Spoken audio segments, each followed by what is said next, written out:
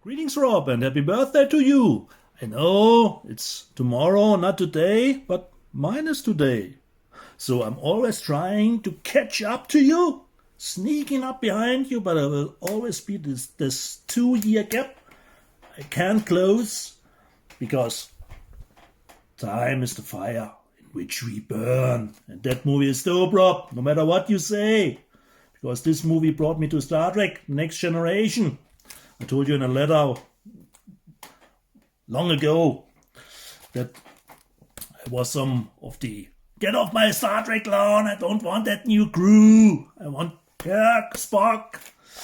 So I had only rudimentary knowledge of the characters. Didn't know what a holodeck was.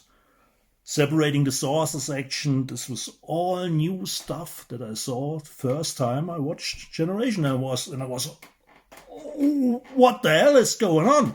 I know the end is a little bit wonky.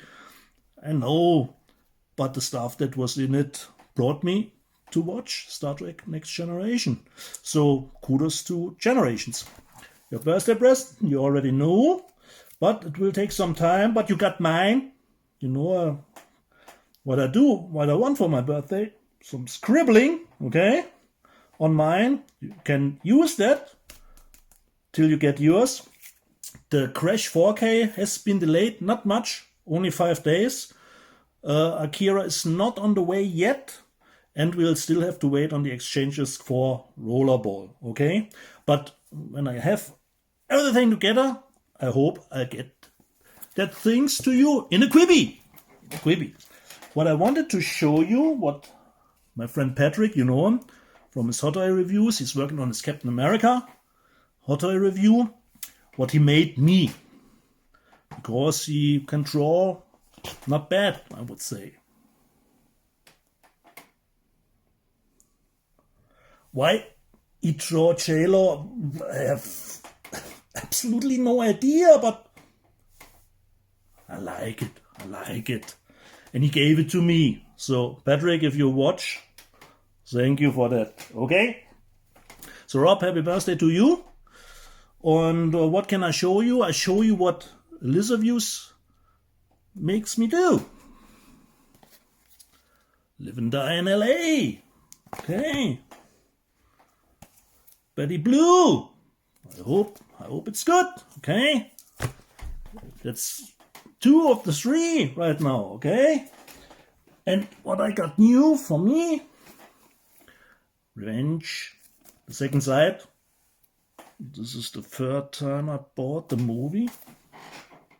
Haven't said it the 3rd time, okay? So Rob, what I want from you for my birthday is not only the scribbling, I want 3 hours of your time. 2 for the movie and 1 hour for the review. Perhaps that can make your bill go a little down if you would be nice to that movie, okay? So Rob, happy birthday to you. And I will keep you posted on all the updates about your orders. And that's it. Have a nice show.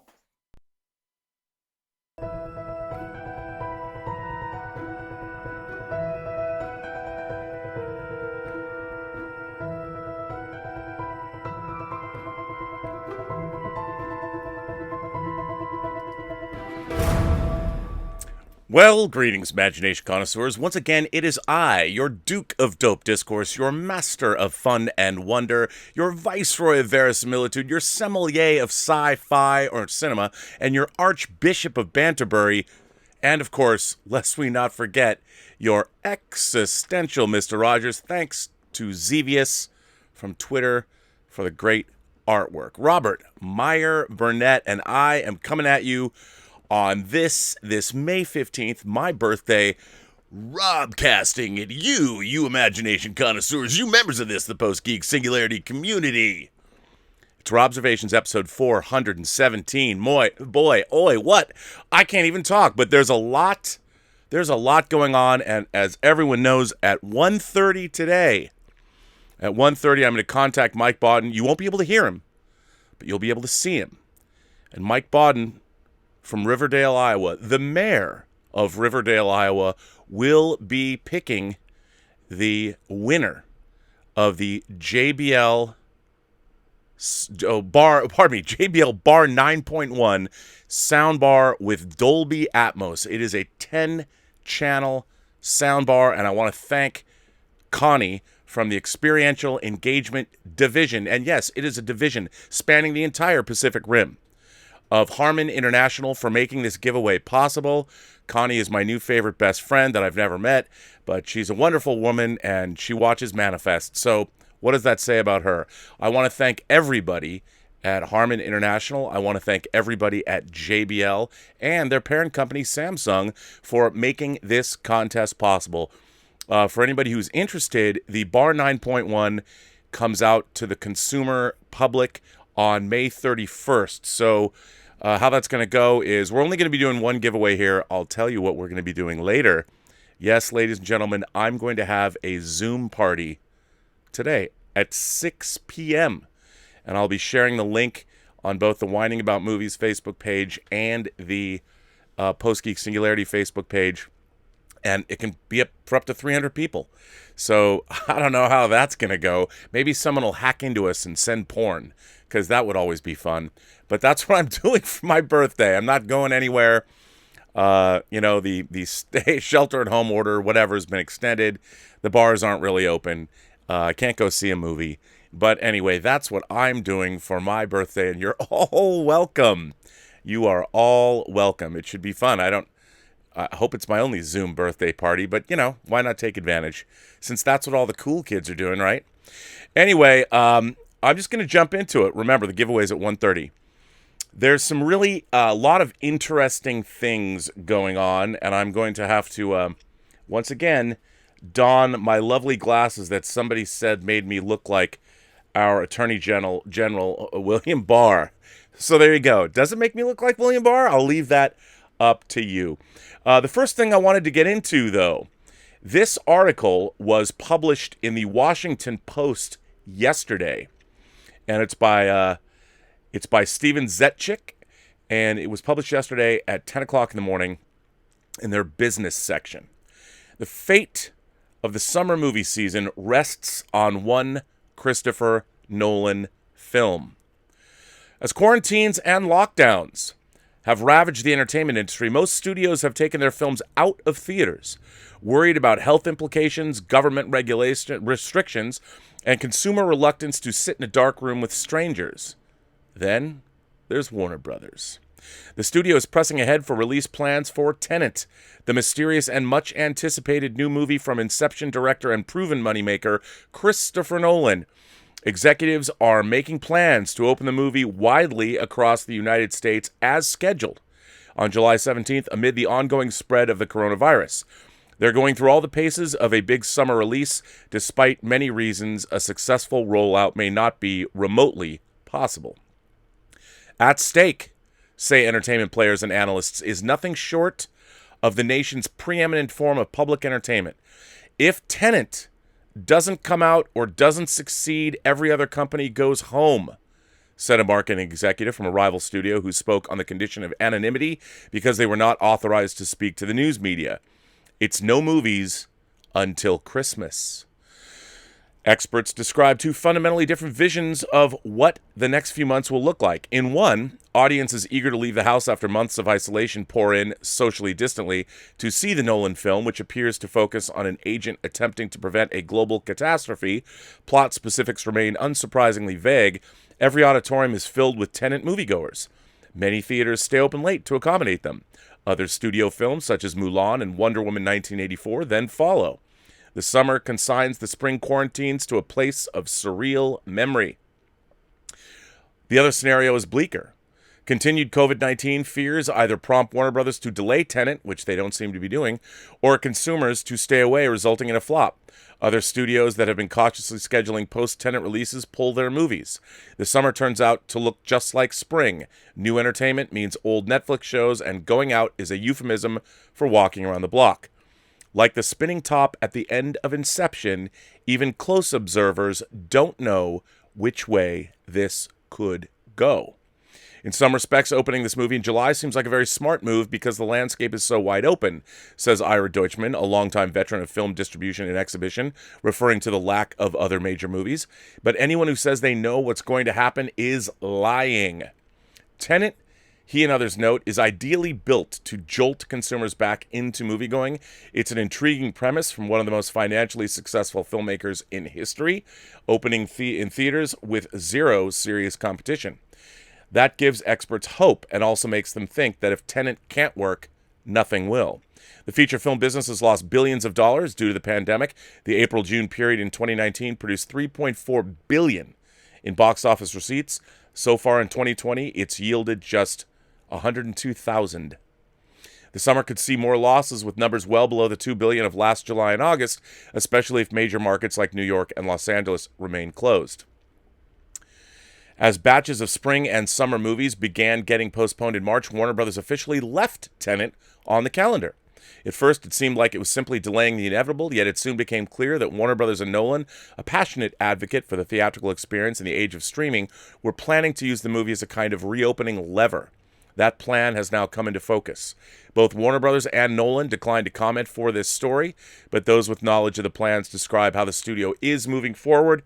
The company has already conducted cast and filmmaker interviews for long lead journalists, monthly magazine writers, by Zoom, and is preparing to drop a second trailer online soon, the trappings of a company preparing a major summer release.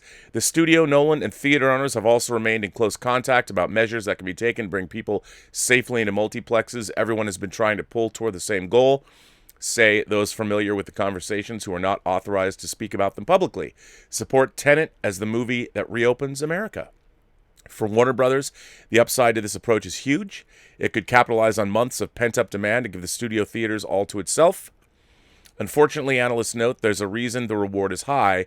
No other studio wants to go first. Well, we all know that yesterday the Russell Crowe film Unhinged, which is an indie film, is coming out of the gate first at the beginning of July, but we'll see. We're going to get a pretty good idea of our prospects because there's a competitive movie that opens up 1 week before our film does. Disney chief executive Bob Chapek told investors on a conference call last week, sounding relieved as he described the plan for the company's Mulan, as of now scheduled for July 24th. The industry in recent weeks has been divided on what should be done. In Zoom meetings, virtual lunches, and conference calls, the conversation is often turned to Tenet, whether Nolan is once again a visionary who can save Hollywood or a man who has quixotically let his belief in theaters blind him to current realities. Nolan himself has fueled the debate with an op-ed in the Washington Post in which he wrote grandly of the importance of movie theaters as a country tries to bounce back. When this crisis passes, the need for collective human engagement, the need to live and love and laugh and cry together will be more powerful than ever, he wrote in the piece. We don't just owe it to the 150,000 workers of this great American industry to include them in those we help. We owe it to ourselves. We need what movies can offer us. If Tenet were to sputter because of the pandemic, it would squander an opportunity for Warner Brothers, which spent as much as $200 million on the film and has been counting on it as the centerpiece of its 2020 profit strategy. Other studios have decided it's not worth the risk. Many theatrical releases this year to continue to be pushed into 2021, and still others have gone to streaming. Disney this week said it was moving its recording of stage phenomenon Hamilton to Disney+. Universal is preparing to release its big summer comedy, Judd Apatow's The King of Staten Island, starring and inspired by The Life of Pete Davidson, as a digital rental next month. But Warner Brothers executives privately believe their situation is different. Nolan has an unprecedented track record in modern Hollywood, known for directing the massively profitable Dark Knight Batman movies. It's his other films that have become eye-catchers, original concepts that succeed at a franchise level. Nolan's last three non-Batman movies, Inception, Interstellar, and Dunkirk, have collectively grossed more than $2 billion in theaters worldwide, making him the most bankable director brand of the past decade. Like Steven Spielberg in an earlier era, moviegoers buy tickets simply because his name is on a film. If his films have showed a new path in previous summers, they disprove tropes about original stories, about character-driven superheroes, and about period movies. Why, Warner Brothers executives wonder, can't he do it again? Some theater owners, though, say the appetite may not be enough when capacity is so limited. Many theaters run on narrow margins even when they're selling out weekend shows. Operating screens at 20 or 30% to abide by social distancing rules, they say, will all but guarantee losses. You're talking about a business where many of us normally lose money 5 out of 7 days a week, said Andrew Mencher, programming director for the Washington's Avalon Theater. And now you're taking the 2 days of the week that you hope to turn a profit and saying you can only let in 30% of the people? If Tenet could end up in the black, Mencher said, he thought it a long shot that the film could reopen theaters for anyone else. For this to have a chance to work, you need to make sure it has a lot of screens at each multiplex over many weeks, he said. That would help the movie compensate for reduced capacity with a lot of showings, so you basically have to make sure it would be the only movie in theaters for months. Housed in a nearly 100-year-old venue, the Avalon is a linchpin of the Northwest Washington cultural scene, showing a mix of studio, independent, and classic films. But like other theaters, including some in recently reopened Georgia, the Avalon has made no concrete plans to reopen as it tries to figure out the new economic and public health realities. Those health concerns could potentially throw a monkey wrench into Tenet 2. Warner Brothers executives acknowledge they will release the film only if the country's 2 largest markets, New York and Los Angeles, are fully open. That prospect is still uncertain. New York Governor Andrew Cuomo has said movie theaters can unlock their doors in the 4th phase, the final one of the state's reopening, on an as-of-yet unknown date. California Governor Gavin Newsom has said movie theaters will come in the state's Stage 3, but that date also hasn't been set and will vary by region. Adding a further wrinkle were comments Tuesday from Los Angeles Public Health Director Barbara Ferrer, who said stay-at-home orders in the county, the hardest hit in California, could well go into the summer. Warner Brothers has some time to pivot should the coronavirus situation not improve. While Tenet marketing must begin in the next few weeks, it is mainly what Hollywood terms awareness marketing, more general and lower-cost spots just meant to put the title into consumer consciousness. More expensive purchase intent marketing would not begin until late June, giving Warner Brothers time for an about-face. Another movie, the independent thriller Unhinged, starring Russell Crowe, has also been scheduled for July. Upping the stakes for Warner Brothers is that the movie comes at a time of transition for the studio and its parent company. Warner Brothers named a new chair and chief executive, Ann Sarnoff, last summer, while parent company Warner Media named a new CEO, Jason Keeler, last month. Later this month, Warner Media will launch HBO Max, an attempt by it and owner AT&T to take on the streaming competition of Disney Plus and Netflix. A summer release would put the movie on the service in time for Christmas and could be a subscription driver. A delay would remove a key tool to attract customers. There's been no talk, multiple Warner Media insiders say, of releasing the film on streaming early. But some wonder if that shouldn't be part of the strategy. John Sloss, a film producer, is among a small but growing group of industry players asking if a hybrid model might make sense. If theaters tried playing the movie for a few weeks and people were not coming out, I'm not sure Warner Brothers couldn't turn it into a digital rental, he said, suggesting a third way the Inception top could go. Especially if you brought theaters into revenue sharing, it could be a pretty good backup plan. Well, that was pretty interesting. Again, that was in the Washington Post yesterday. John Campy and I have been talking about the fact that right now, Warner Brothers has stayed on that release date, but they still, obviously, as this letter or as this article points out, they do, in fact, have time to pivot, which is a good thing, I think. Now, ladies and gentlemen, today, on my birthday, CBS All Access. Now, this is, of course, coming on the heels of the fact that CBS and Viacom have now said that over the summer, they are going to rebrand and perhaps rename CBS All Access. But in the case of this announcement they made today, it was a CBS All Access announcement. And ladies and gentlemen, yes, we knew it was coming. It had been rumored, but it's been in the works for some time now. They've announced a new Star Trek series. That's right. The Pike series, that has been known up until now, and the people that had heard rumors, and it's already been reported what the name of the series is, Star Trek Strange New Worlds. Ladies and gentlemen, it is the Pike show. It will be set on the Enterprise. Of course, we all know that Spock served under Pike on the Enterprise for 11 years before he became Kirk's first officer when Kirk became the youngest Starfleet captain at 34 years of age to take over the captaincy of the USS Enterprise. He had served on other Federation starships. Before that, who knows if they'll pay attention. Now, I'm going to say flat out, as everyone who's watched this show for any length of time knows, since 2009, I have not been a fan of what has been done with the Star Trek franchise. I go into all these shows with an open mind, with my eyes wide open, hoping they're going to be good.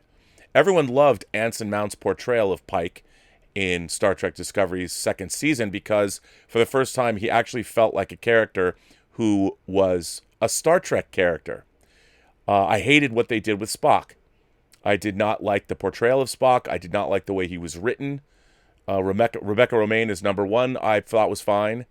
But now they're going to make a whole series because this idea that everyone loves the Pike characters, it makes sense to me. I understand. As far as the title is concerned, anyone who is a Star Trek fan that knows anything about Star Trek publishing, Pocket ran a really interesting publishing program for 10 years called Star Trek Strange New Worlds.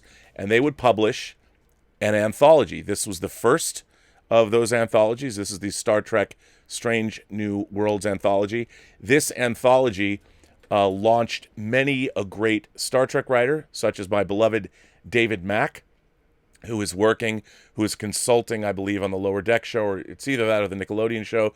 David Mack also submitted storylines to other shows such as Star Trek Deep Space Nine. He actually wrote a 24 novel called Rogue, where he wrote me in as a character.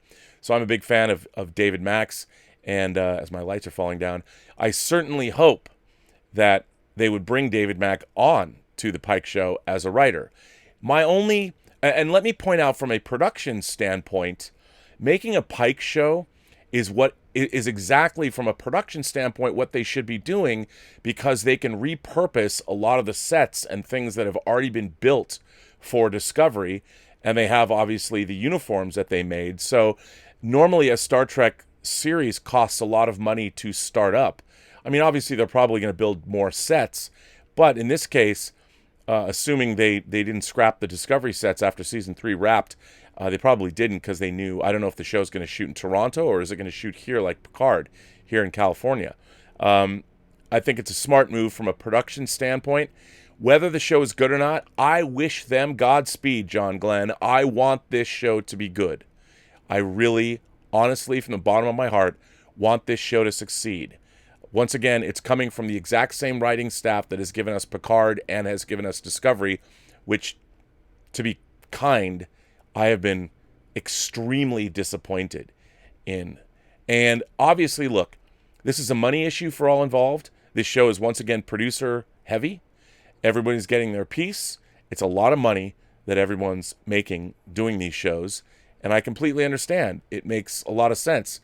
I think that CBS should honestly open up Star Trek as a franchise to other creative entities. I think that Star Trek has been moribund. I think that the current creative team working on these Star Trek shows has focused on the wrong things. And as we have seen in my thumbnail, this was an interesting graphic that has been put out. Exploration is a promise, and there is Pike with a gun. I mean, I understand they want to promise an action-adventure show, but this is, after all, Star Trek, and this is the first image they're giving us. Again, fall 2021, Strange New Worlds, Captain Pike. Exploration is a promise is a kind of cool thing, but they're leading off with a gun, which, again, perhaps not the most Star Trek thing in the world. Let me jump right in to the article that was in Variety, here we are. Star Trek series starring Ethan Peck as Spock, Anson Mount as Captain Pike, set at CBS All Access. CBS All Access is bringing back some fan-favorite characters for another brand new Star Trek series. The streamer has given a series order to Star Trek Strange New Worlds, starring Anson Mount and as Captain Christopher Pike. Rebecca Romijn is number 1, and Ethan Peck as Science Officer Spock. The series will follow Pike, Spock, and number 1 in the decade before Captain Kirk boarded the USS Enterprise as they explore the new worlds around the galaxy. The trio of characters was first introduced into a revamped Star Trek universe. Well, they weren't introduced into I guess it was a revamped Star Trek universe in Season 2 of Star Trek Discovery. All three received praise for their performances, with fans quickly clamoring for a spin-off. They were also featured in the first episode of Season 2 of Star Trek Short Treks. Fans fell in love with Anson Mount, Rebecca Romijn, and Ethan Peck's portrayals of these iconic characters when they were first introduced on Star Trek Discovery last season, said Julie McNamara, Executive Vice President and Head of Programming at CBS All Access. This new series will be a perfect complement to the franchise, bringing a whole new perspective and series of adventures to Star Trek. The series premiere was written by Akiva Goldsman, with the story by Goldsman, Alex Kurtzman, and Jenny Lumet. That gives me absolutely no confidence in this show whatsoever. I think Akiva Goldsman might have the worst science fiction track record in entertainment history. He's been given more money to write things that have turned out to be, let's just say, less than ideal. But again, hope springs eternal. He does have his Oscar. Goldsman, Kurtzman, and Lumet will serve as executive producers, along with Henry Alonzo Myers, Heather Caden, Rod Roddenberry, and Trevor Roth. Aaron Byers, Akela Cooper, and Davey Perez will serve as co-executive producers. The series will be produced by CBS Television Studios, Secret Hideout, and Roddenberry Entertainment. This is a dream come true, literally, said Goldsman. I have imagined myself on the bridge of the Enterprise since the early 70s. I'm honored to be a part of this continuing journey, along with Alex, Henry, and the fine folks at CBS. CBS has bet big on Star Trek in recent years, including Strange New Worlds. There are now 5 shows in the shared universe on All Access. Star Trek Discovery, Season 3, debuting later this year. Star Trek Picard, Season 1, aired this year, already renewed for Season 2. Star Trek Short Treks, and the adult animated series Star Trek Lower Decks, debuting later this year. Nickelodeon is also prepping an animated Star Trek Kids series. All Access announced last year that it was developing a series centered on Michelle Yeoh's character from Discovery. When we said we heard the fans' outpouring of love for Pike, number 1, and Spock when they boarded Star Trek Discovery last season, we meant it, said Kurtzman. These iconic characters have a deep history in Star Trek canon, yet so much of their stories have yet to be told. With Akiva and Henry at the helm, the Enterprise, its crew, and its fans are in for an extraordinary journey to new frontiers in the Star Trek universe. It was announced in 2018 that Kurtzman had signed a 5-year deal with CBS Studios to supervise the expansion of the Star Trek television universe. Last year, CBS announced it was launching a Star Trek global franchise group to manage new projects like podcasts, new digital spaces, and live experiential events. It's interesting. I mean, as we know, look, my lights are falling down. I feel like I'm so ramshackle today.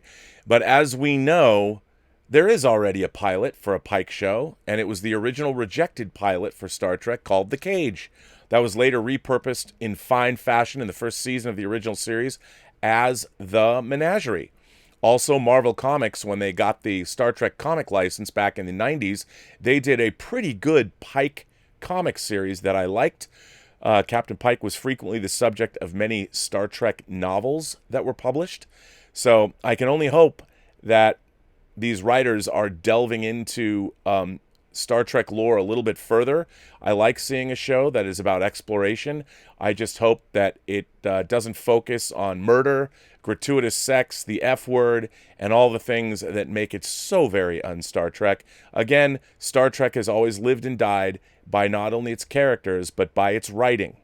And let's hope that this new creative team, or this old creative team that seems to be certainly milking whatever they can milk out of Star Trek, no one can accuse them of not keeping that money spigot turned on. Kurtzman's also doing the Clarice Starling series, which had one of the worst pilots I think I've ever read for a modern television show. So once again, I will wait and see. I want this Star Trek show to be good. I guess this means round 2 has a model, a 1/1000th model of that Enterprise from Discovery coming out in the next couple of weeks, coming out this month. I guess that means I'm going to have to buy that Enterprise model. I was reluctant to do so, but again, I'm going to do it. I'll buy it. Well, ladies and gentlemen, the time has come. The time has come. I'm going to call Mike Bodden, my partner, my business partner, in the Burnettwork and Robservations, and he is a man who is actually the mayor of Riverdale, Iowa. Now on Skype, you can't hear him, but you'll be able to see him. So I'm going to call Mike Bodden, and I'm going to see what Mike Bodden has to say. Well, I can hear what he has to say, but you won't be able to hear what he has to say. And I'm going to put him on. Here he is, ladies and gentlemen. You'll be able to see him again, but you will not be able to hear him. There is Mike Bodden, ladies and gentlemen, all the way in Riverdale, Iowa. Hello, Mike. I know you're the mayor of a modern American city, and I should have figured out how to use Rendezvous so people can hear you, but they can't. But they can see you. And Mike has been running the drawing. We've been giving away, as I said, just so the people at home, we are giving away right now a JBL Bar 9.1 soundbar with Dolby Atmos. It is a 10-channel soundbar. I have been rocking it for about a month and a half. I am very impressed. And the fine folks at Harman International, Connie at their experiential entertainment, experiential engagement division, and it is a division. It spans the entire Pacific Rim, many countries, have made it possible for us to give away this almost $1,000 piece of gear on Robservations and the Burnettwork. Maybe Connie will give us more things to give away. These giveaways have been, well, so far it's our only one, but it's been successful. Over almost 13,000 people were, hang on. Mike says, there have been 12,915 entries into this sound. Oh, look, it's kind of like that. It's one winner. It's like Bob Dylan over here, or that In Excess video that copied Bob Dylan. Wow, what are the odds? I guess they're 1 in 12,915. Actually, that's quite simple. Mike, you got to hold those. Because it goes in and out of focus. There, hang on. It hasn't focused in. The odds are nearly 13. There we go. Right there. Nearly 13,000 to 1. And although, hang on, it hasn't adjusted. It's not adjusting. It's not focusing. Although, hang on, you pull it back. Although, it's still not. Your face is in focus, but not the. Pull it back to your face so we can see what it's.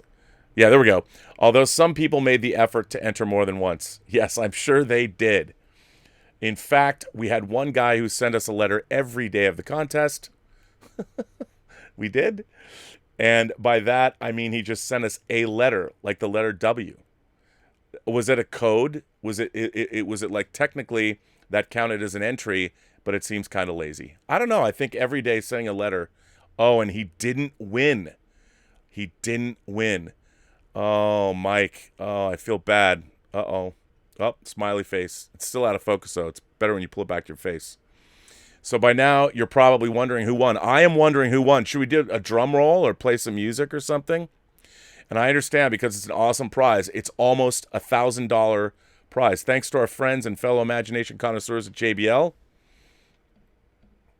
Yes. And by the way, isn't it funny that JBL and JPL are so similar? Yes. I mean, I think maybe JBL is the JPL. I wonder if JBL stands for Jet Burpulsion Lab. That's bad. Probably not. That's a bad joke, Mike. Is that a Meyer joke? So where was I? It's a Meyer joke. All right. Oh yeah. Again, it's out of focus. Oh, there we go. There it's in focus. Oh yeah. Naming our contest winner. Wow. Does the city pay for all this paper? Wouldn't it be cool if it were Willow? It would, but now you make it seem like it wasn't. It wasn't Willow. Oh, Willow doesn't win. Or Stubble McShave. Yeah, I mean, long-time imagination connoisseurs. Fortunately, we won't have to ship the prize to Sweden. Oh, Stubble, I'm sorry. How about Detective Jim or the Richard or Lewis or Gray? Those are all people that are eliminated from the contest. Totally an inside job, so no, you're right, they can't be. Which reminds me of a story. Oh, no. Laugh out loud. Okay. Just kidding. All right. I'm going to name the winner now. Oh, wait, should we give a drum roll? Like,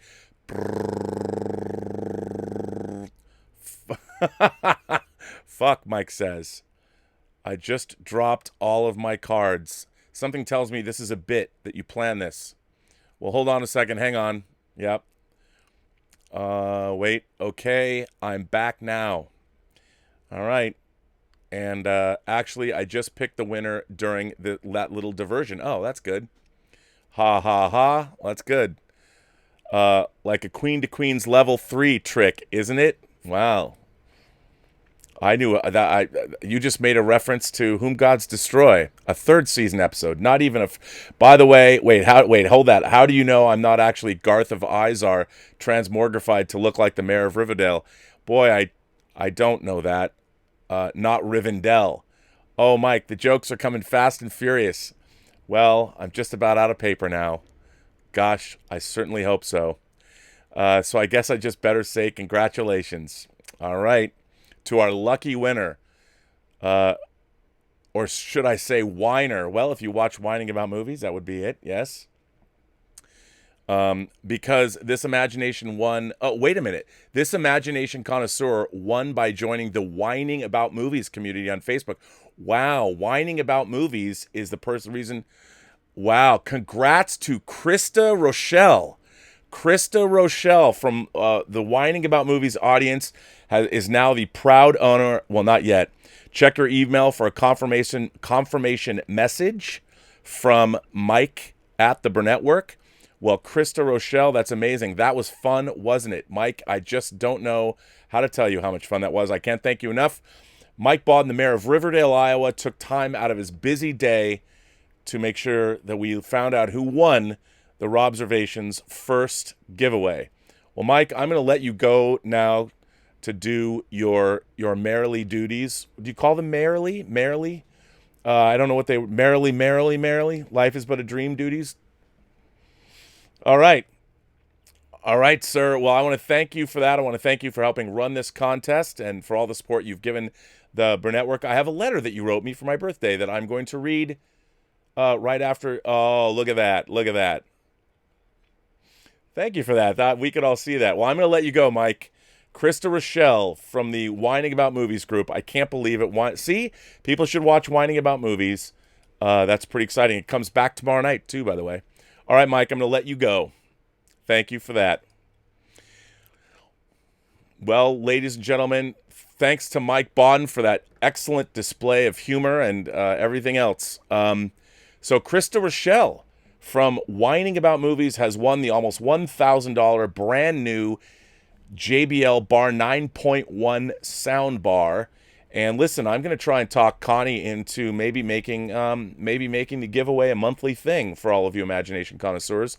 And since you just saw Mike Bawden, the mayor of Riverdale, Iowa, he has written me a birthday letter which I have not read. So I'm going to read this letter from Mike. Rob, I rarely write letters to you that are intended to be shared. In fact, this is the second letter ever. So I'm not Jeffrey Mao, Willow Yang, or Ian Samuels, but what I lack in quantity, I try and make up for with quality. There again, I'm no Willow, but I'll do my best. I just wanted to say thank you for the gift you've given all of us. Oh, that's very nice. Fans, contributors, regulars, irregulars, trolls, and moderators, and especially me, your partner in this crazy expedition into the Post-Geek Singularity. When we started talking about doing this nearly 2 years ago, I had no idea it would be as successful as it's been in such a little time as it's taken. But thanks to your hard work and ability to grind away, it has. As you know, I've had a number of challenges over the past 20 months that have kept me from editing letters and updating the website on a regular basis. It's been very frustrating, and yet thanks to your patience and understanding, we've been able to get through them together. For that, I'm eternally grateful. I have no idea when I'll be able to return to the Post-Geek Singularity and Robservations on a regular basis. I'll drop in and when I can, say hello to my old friends, and I greatly appreciate our regular calls during the week. Until then, I leave you in the very capable hands of our great moderating team, our social media enthusiasts, our contributors, and of course, our fellow imagination connoisseurs. And with this final wish, have a better birthday. Ha, I see what you did there. Later, my friend, Mike. Well, Mike, thank you very much. You know, I can't imagine what it is actually like to be a mayor in this time. The mayor, Iowa, you're not just the mayor of a small town. You've got all the surrounding towns, and you're pretty close to Illinois, which means you're close to Chicago. There's all kinds of stuff there. So that's pretty crazy. I want to thank you for that very nice letter and very nice sentiment. I've got a lot more letters to read. This one comes from, let me see who this comes from, because there are a bunch of letters here. Here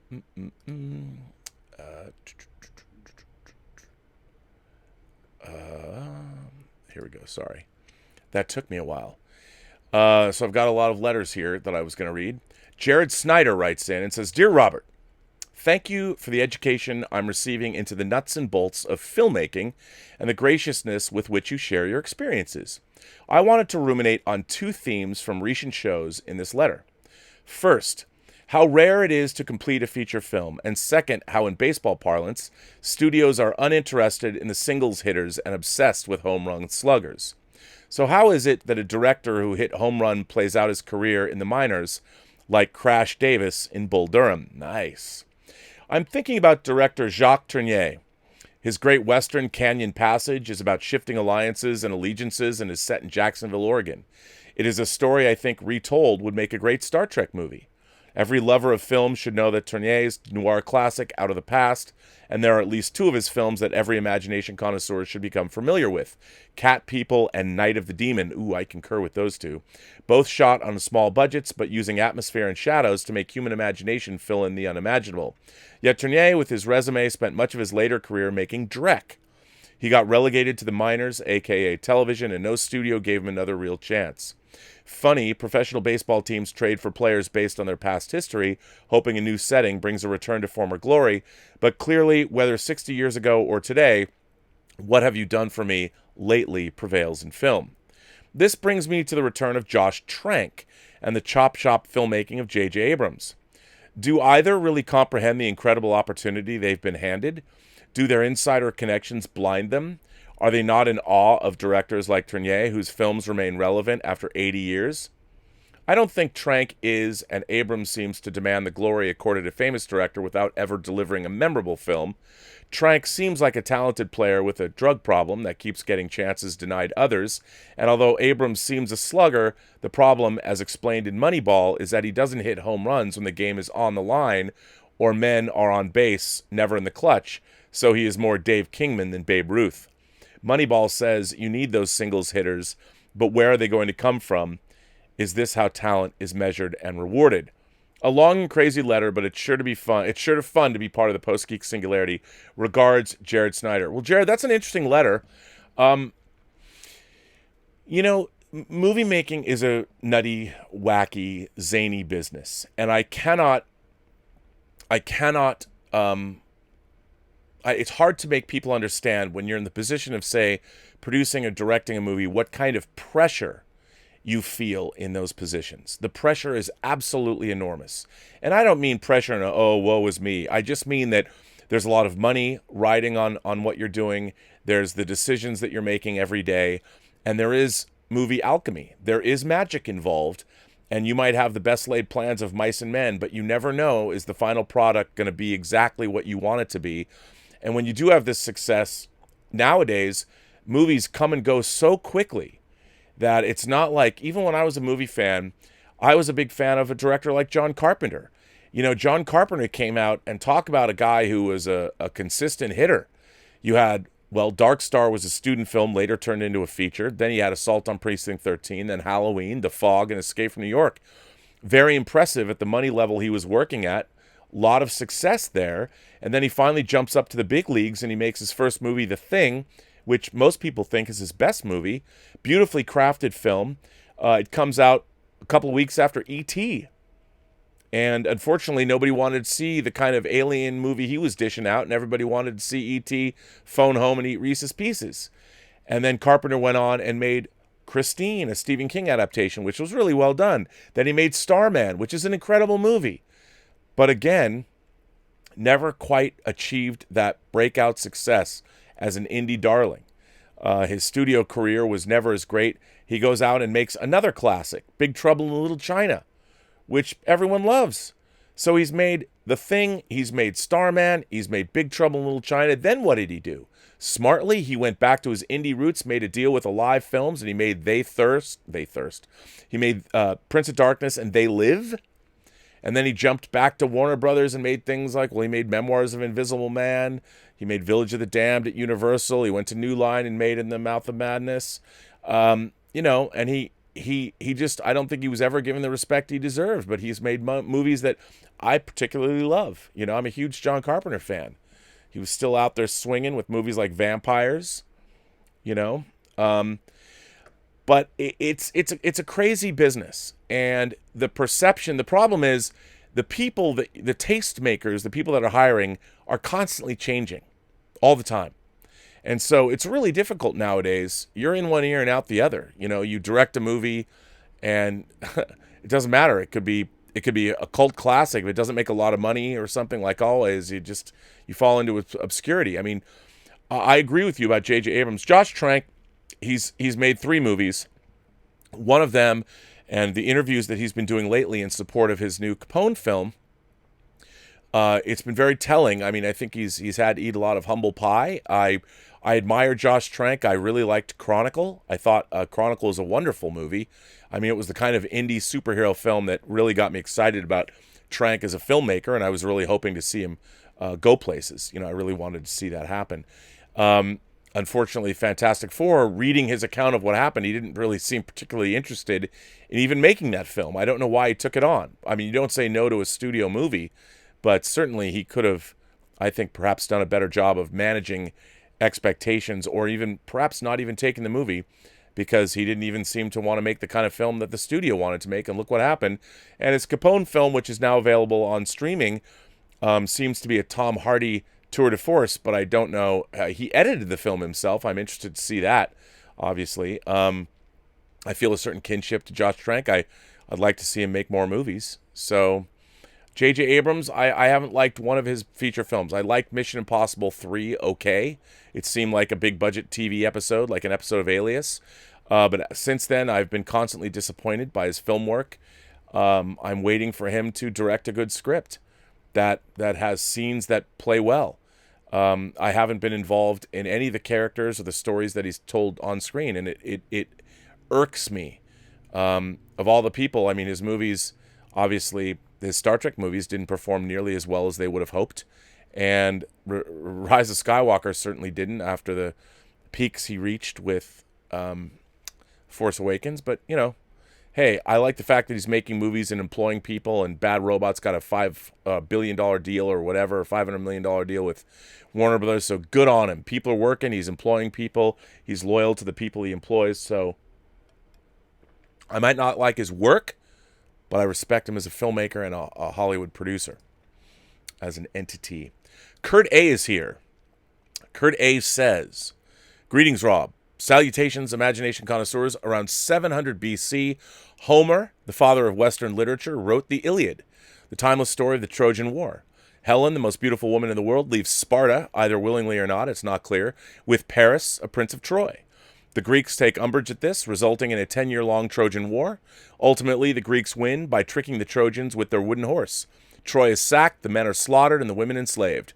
So powerful is this tale of Roman myth, is that this Roman myth traces its founding to the Trojan prince Aeneas, who, as the story goes, fled Troy, traveled to Italy, and founded Rome. Or Aeneas? In the Middle Ages, the Trojan War was thought to have happened, with various medieval monarchs justifying their rule by adopting genealogies that trace their lineage back to the kings and heroes of Troy. But the belief that the Trojan War actually happened began to fade, and for many centuries it came to be regarded simply as a myth. That is until 1871, when Heinrich Schliemann, a 49-year-old German archaeologist, trader, and adventurer who struck it rich in the California gold rush of the early 1850s, discovered the ruins of Troy under the Hisarlik Hill in the Troyes region of the northwest of present-day Turkey. Schliemann would go on to discover a fantastic haul of gold that he dubbed Prime's Treasure. There's a famous picture of his young Greek wife Sophia wearing this jewelry. Here, let me put that link. I can't even speak today. I haven't even had anything to drink. Let me put this link in the live chat. Right here. Here's the live chat. There it is. The Trojan War, if it really happened, was likely one of dozens of wars that happened in the late Bronze Age. At that time, there were numerous empires and city-states, including the Mycenaean Empire, the Babylonian Empire, the Hittite Empire, the Egyptian Empire, plus many other lesser states. All of these nations, about 12 in total, traded with one another. Trade routes went as far as modern-day Afghanistan, where tin and lapis lazuli was mined. I'm sure I'm killing these pronunciations. Then something happened that caused all of these empires, except for Egypt, to vanish. Various theories exist as to why this happened. The mysterious sea peoples, the introduction of iron weapons, extreme drought, earthquakes, volcanoes, a meteor strike. but no one really knows for sure. The resulting Dark Age lasted about 500 years. The ancient Greeks even lost the use of their written language, called Linear B, during this period. Roughly 1,300 years later, another great civilization, the Western Roman Empire, came to an end when several waves of barbarians, Goths, Visigoths, Vandals, sacked Rome. The resulting Dark Age lasted, at least from Western Europe's point of view, almost 1,000 years. I can't help but think of the parallels to our world today. We've advanced civilizations all over the planet, all of whom trade with one another. Today there is a global pandemic that is a threat to millions of people, but it is not an existential threat to civilization, but the future is never promised to us, so who knows if we go the way of the Trojans and the Romans. Let us hope it does not happen anytime soon. Live long and prosper. Kurt A. What a great letter. A.K.A. Bronze Age Slacker. P.S. It's probably all of the post-apocalyptic novels and comic books I've read and the movies I've watched that has shaped my views on the subject. You can see a partial list below, but you don't have to read them. Oh, I'll read them. Books: The Last Man, The Time Machine, The War of the Worlds, The Shape of Things to Come, Childhood's End, Nightfall, The Mote in God's Eye, Canticle for Leibowitz, Damnation Alley, East of Eden, Farnham's Freehold, I Am Legend, The Long Tomorrow, The Stand, and Lucifer's Hammer. It was so cool. I got to meet Larry Niven a couple weeks back doing a WonderCon Sheltering at Home panel. Movies: When Worlds Collide, Day of the Triffids, Logan's Run, On the Beach, The War of the Worlds, Invasion of the Body Snatchers, A Boy and His Dog, The Handmaid's Tale, Planet of the Apes, The Omega Man, Mad Max, Escape from New York, Night of the Comet, Day After Tomorrow, The Terminator, 12 Monkeys, The Postman, The Road, Armageddon, Deep Impact, The Matrix, 28 Days Later, Zombieland, 2012, The Book of Eli, Cargo, World War Z, Snowpiercer, A Quiet Place. What about On the Beach? Comic books: Car Warriors. Man, I used to love that game.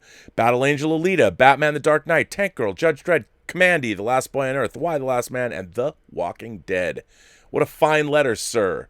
And what a great bunch of things to recommend. There is a lot of people over here sending me things, a lot of live chats and stuff coming in. Let me jump into those. Wow, there's a lot. You guys are great. Hang on, let me jump over to this because, yeah, man, this is pretty great. And you know what? For whatever reason, I made the mistake of not before I started this out. I made the mistake of apparently I didn't make it so I can put this on the screen. Allow me to do that right now. Hang on. Which I have done here. So let's see now. Sorry about that. I didn't do a very good job doing this. But hey, a spectator writes in and says, hang on, I wonder if I can pull this down for a second. Maybe put this, oh, no. Didn't do a very good job. Well, what can you do? A spectator says, Rob, I just wanted to thank you for your kind words when I confessed to you all on the Elizabeth's Whining About Movies Elephant Man review that I am disfigured. You were very kind and compassionate. It meant a lot to me. There's good people out there, Rob. I've met quite a few in this community. You could almost say this is a blessing in disguise. Well, you know, I've always looked at it this way. I mean, I did tell the story about how I had a roommate with cerebral palsy, and I watched firsthand how he was treated, and both at school and when I would take him out, and we were roommates for a quarter, and I learned a great deal about how people deal with their handicaps and how they deal with the world at large. And one thing, you know, you didn't ask for that to happen, and as I also learned with Brian, even though from the outside you would think that he couldn't communicate very well, his mind was fine. It was his body that betrayed him, and he was born that way. So you don't have to thank me, sir. It's just we're all in this together, and because the cards you might have been dealt weren't necessarily as good as cards other people got doesn't mean that you're any lesser of a human being. So you're welcome here, and you're welcome in this community. The Post-Geek Singularity welcomes all. So thanks for being here. Thanks for supporting the channel, and you will always have a place. You're always welcome. And you know, if you're ever at a convention or something, don't ever hesitate to come up to me and find me. We'll go have a beer together or whatever. I don't want to assume that you drink, but if you do drink, that's great. If not, we'll go eat. We'll have a meal. Zachary King is here, and he says, just a quick note to say happy birthday, Viceroy. You bring a lot of joy daily to people such as myself, so allow me to say thank you. Well, Zachary, thank you very much. I very much appreciate that. I'm glad to hear that is the case for you. That's what we're here for. To have a good time. Jeremy Tishibasu sends in a super chat. Well, thank you for the kisses. There you go. Thanks, Jeremy. I appreciate that. Willow sends in a tip and says, "Happy birthday, Rob." Gosh, you guys, that's very nice.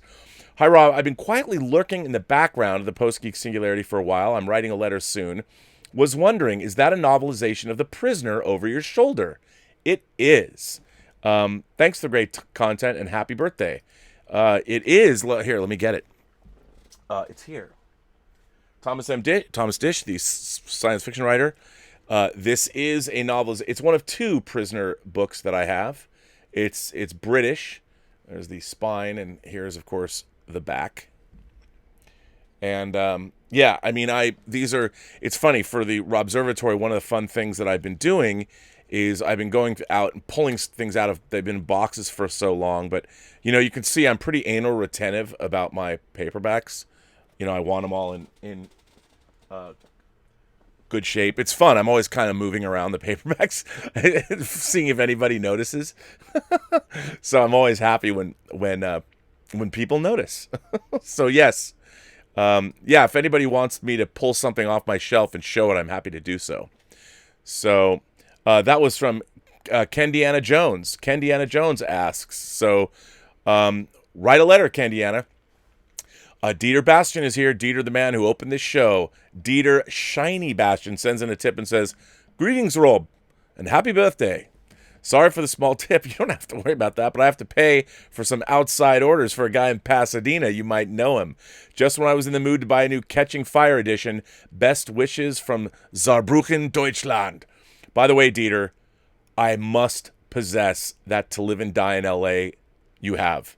I don't have that. I've never seen that. I didn't know it existed. Now I'm obsessed. Just a Brown Girl is here, and she sends in a tip. Thank you, Just a Brown Girl. Random question. Top 3 favorite comes back to life scenes. Mine are scenes from the movies. Fatal Attraction, The Abyss, and Pulp Fiction. Ooh, those are all good. Ooh. Come back to life scenes. The Abyss is really good. The Abyss, Fatal Attraction, I thought was not playing. I thought it was playing a little fast and loose. Look, my number one, straight to number one, E.T. E.T. Coming back to life, E.T. It's got to be E.T. But I love The Abyss. Pulp Fiction is great too. That's actually, Pulp Fiction's probably, those are good. But I'm gonna I'm gonna swap out E.T. for Fatal Attraction. I mean, your Fatal Attraction. I swap Fatal Attraction out and put E.T. at the top of my list. Jet Screamer sends in a tip and says, "I'll be with the family for my birthday today. I wanted to take a moment to wish you a happy birthday too. You have made my life more interesting." I thank you for that. I have a good feeling our best years are yet to come. Jet Screamer, I do too.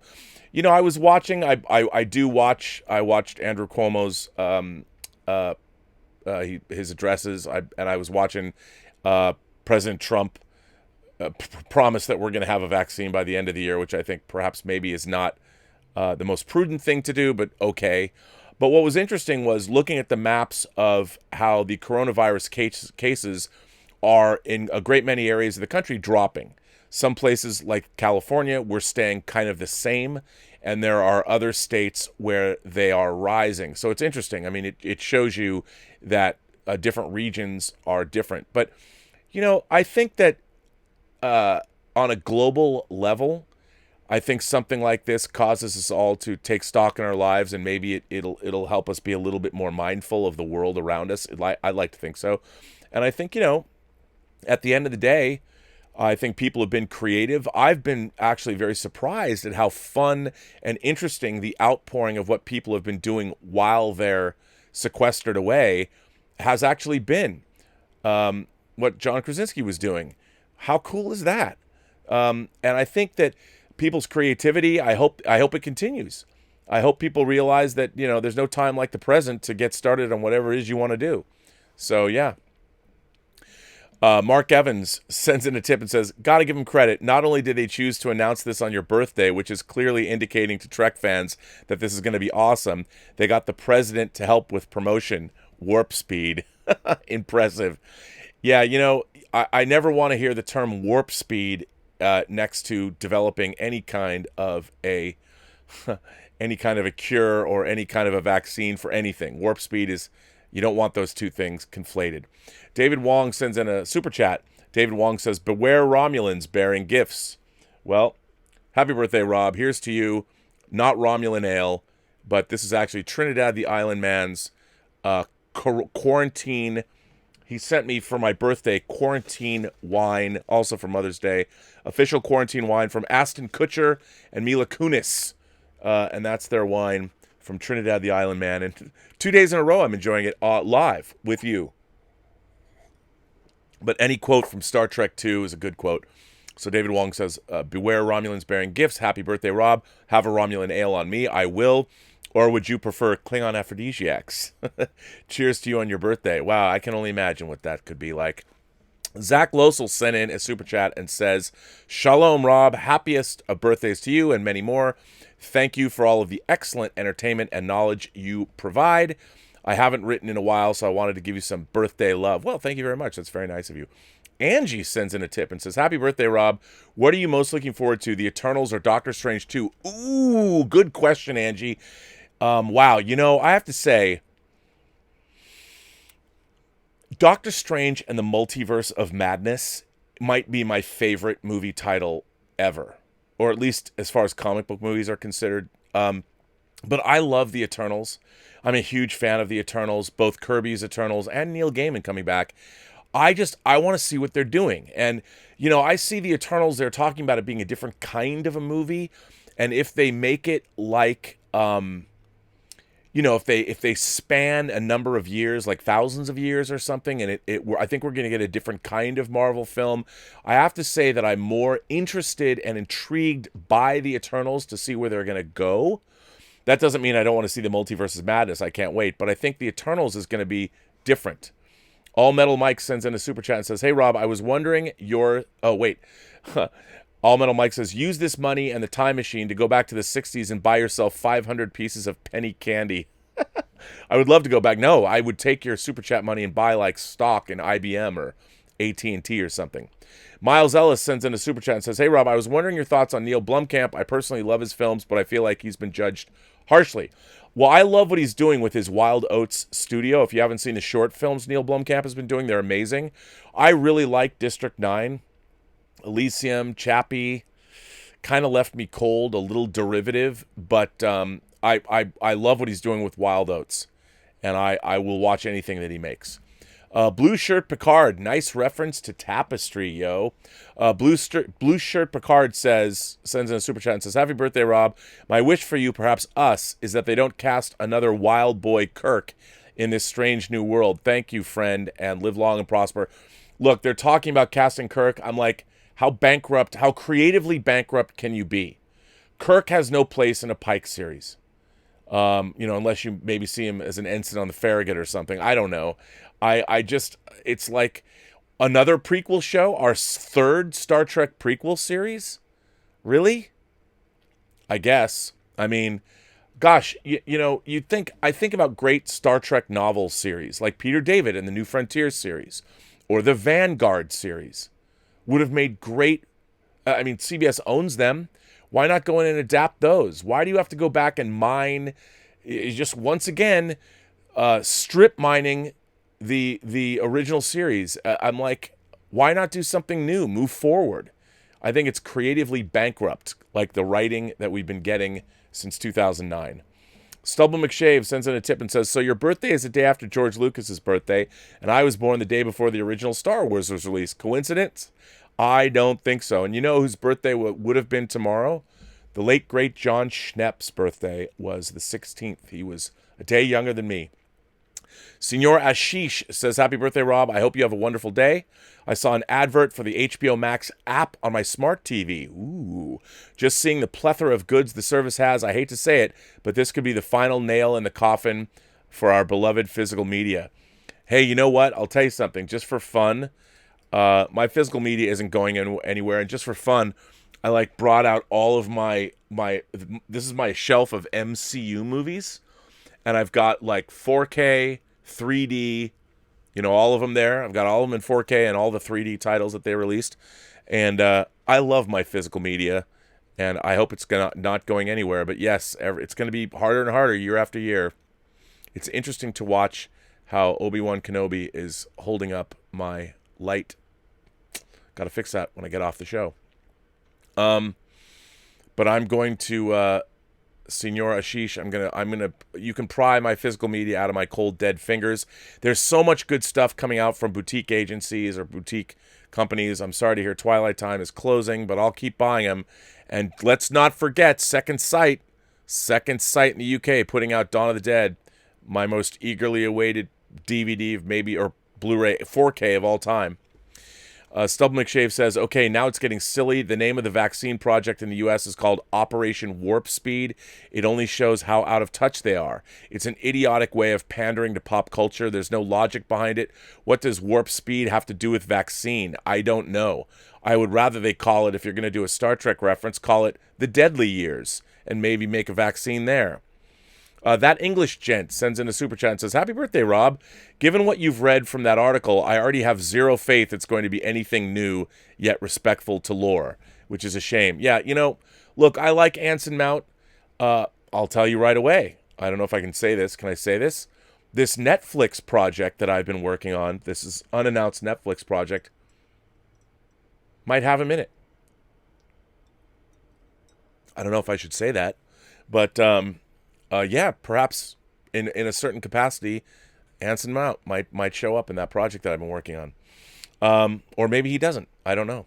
Med6814 sends in a super chat and says, just wishing you a happy birthday, Rob. Thanks. Well, thank you. Thank you. Nick Markin sends in a $50 super chat. Wow, Nick, thank you. Well, that's very generous of you, sir. Very, very generous. Thank you so much. Happy birthday, Rob. Keep up the great work. You know what? I will put that super chat, I'll put it towards something hot. How about that? Craig Spencer, actually, I need to buy more lights for the Robservatory. Maybe I'll put it toward that too. Craig Spencer sends in a super chat and says, happy born day to the existential Mr. Rogers. Well, if you let's thank Xevious once again for this great graphic. John Campea called me the existential Mr. Rogers, and Xevious from Twitter made this graphic for me. So thank you, Xevious. I very much appreciate that. I wish I could give more to show you how grateful I am. Campy and Schnepp introduced you to us. Hey, listen, man, I just appreciate any support that you give the channel at all. It means a great deal to me and every other YouTuber out there when people support their channel. I mean, it is, you know, it's a 7-day-a-week daily grind. And I have to say, sometimes I've been, you know what? There have been times on this show where I've not wanted to do it. I'm like, I have nothing to talk about, or something's made me angry. But I always stop for a moment. I go, you know, I'm going to do the show because it makes me feel better. And not because of super chats or support or anything, but, you know, it just, to know that there's people out there who want to hang out, it's like, all right, I'll keep going. So I want to thank you for that, and thank you for the birthday love. James Bonner sends in a super chat and says, from one May baby to another, the happiest of birthdays, and may you live long and prosper. Well, James, here's, you know, I should just toast all of you people. That way I can keep drinking. Thank you so much. Ataku Senpai sends in a super chat and says, why would Gene's son support this trek? Look, you know, I know Rod Roddenberry a bit. I used to hang out with him actually quite a bit. We'd go to his house all the time, and I like Rod a great deal. I think he's a great guy, and he's getting paid, and he's keeping his father's legacy alive. And I think ultimately, I think this is important to remember, even if you don't like modern Star Trek, and I am certainly a person that does not like modern Star Trek, there are people that are going to come to Star Trek the first time ever. Like, look what Dieter Bastian said. He watched Generations, and it led him to to liking the Next Generation, the movie where they kill Kirk. And yet Dieter found his way to Star Trek because of that movie. I think there's a lot of people, a lot of young people, a lot of people that just didn't watch Star Trek. Remember, the original series debuted 54 years ago. And if you go by my contention that pop culture, every 20 years, it becomes irrelevant to people. Not totally irrelevant, but pop culture is of its time. And I think one of the great things is that modern Star Trek is going to lead people back to the original series and Next Gen and Deep Space Nine. I'm overjoyed with people dipping into Deep Space Nine, and by the time they get to seasons 4, 5, and 6, they're blown away by it. So, remember, I think by supporting any Star Trek, you're supporting the entire legacy, and let's hope that it gets better. But I think that's why Rod's doing that, and I don't blame him. And I think it's great that if people are going to like modern Star Trek, it's good to like things. We should never pillory people because they like something, and it'll lead them back to the Star Trek we do like. So I think it's good. Dallas Lemon sends in a super chat and says, Rob on Empire. I loved it. Everyone loved it. The Imperial March was the most epic piece of music. Rob on Last Jedi. I thought what they did with Luke's character was interesting. Me, what the fuck? Happy birthday, Robert Meyer Burnett. Yeah, well, here's the thing. I mean, my only thing about what they did with Luke in Last Jedi was I thought it was, remember, it wasn't Rian Johnson who did that. It was J.J. Abrams who put Luke on that island. And I just think that they could have made it a lot more interesting than it was. And it was kind of a bummer that they didn't. Factual Opinion sends in a tip and says, how disappointed would you be, Rob, if aliens do exist, but they look like us Homo sapiens, like the humans in Star Wars, Battlestar Galactica, Betazoids, etc.? Well, it could be. I mean, maybe that's, I don't know, but it wouldn't bother me. I think it'd be just cool to meet people from a different star, or find out what they think, what they believe in. I mean, wouldn't it be interesting if they have a savior myth, or wouldn't it be strange if, like, you find out that biblical stories were also shared by them, or they believed whatever they believe? It'd be really kind of interesting. I don't know. I mean, I think, and if they did look like us, that means, think about it this way. There's a lot more people for everybody on the planet to date. And that'd be good. I mean, can you imagine? You could meet girls at San Diego Comic-Con that weren't just cosplaying, but were actual aliens? I mean, how great would that be for us, the Post-Geek Singularity community? You could actually hook up with an alien, and it would matter. It isn't, they're not Octurian. They who knows? I mean, I think it'd be great. Like I said, the ongoing debate about whether or not you'd hook up with an alien queen from a xenomorph queen. I don't think, joking aside, I don't think I could do that. But you give me an alien queen that looks humanoid, well, that's a totally different kettle of fish. I mean, I wouldn't do it now because I'm in a relationship with Elizabeth that I'm very happy in. So I wouldn't hook up with any aliens. But it'd be fun to have friends who did. And maybe I'd love to travel to their planet as long as they didn't leave us a book that said to serve man on it. So there you go. Chris Hindley wrote a letter and says, hi, Rob. This is a short message to say thank you for entertaining Robservations so far during the lockdown, and good luck to everyone with the JBL Soundbar competition. I haven't entered enough times to have a chance, I don't think, and this marks my last entry into the competition.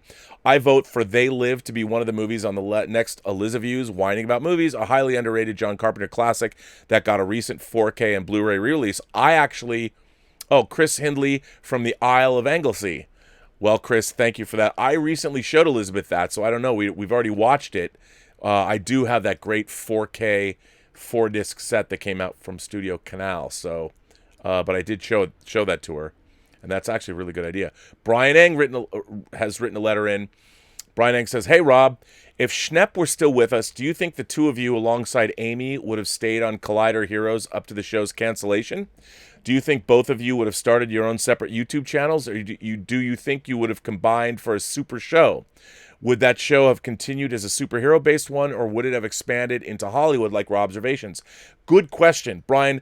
John really wanted to start his own channel, and we had been talking about starting up a couple of shows together that were going to be part of his new channel. He was actually in the process of building a home studio with a green screen. So I definitely think he would have, branched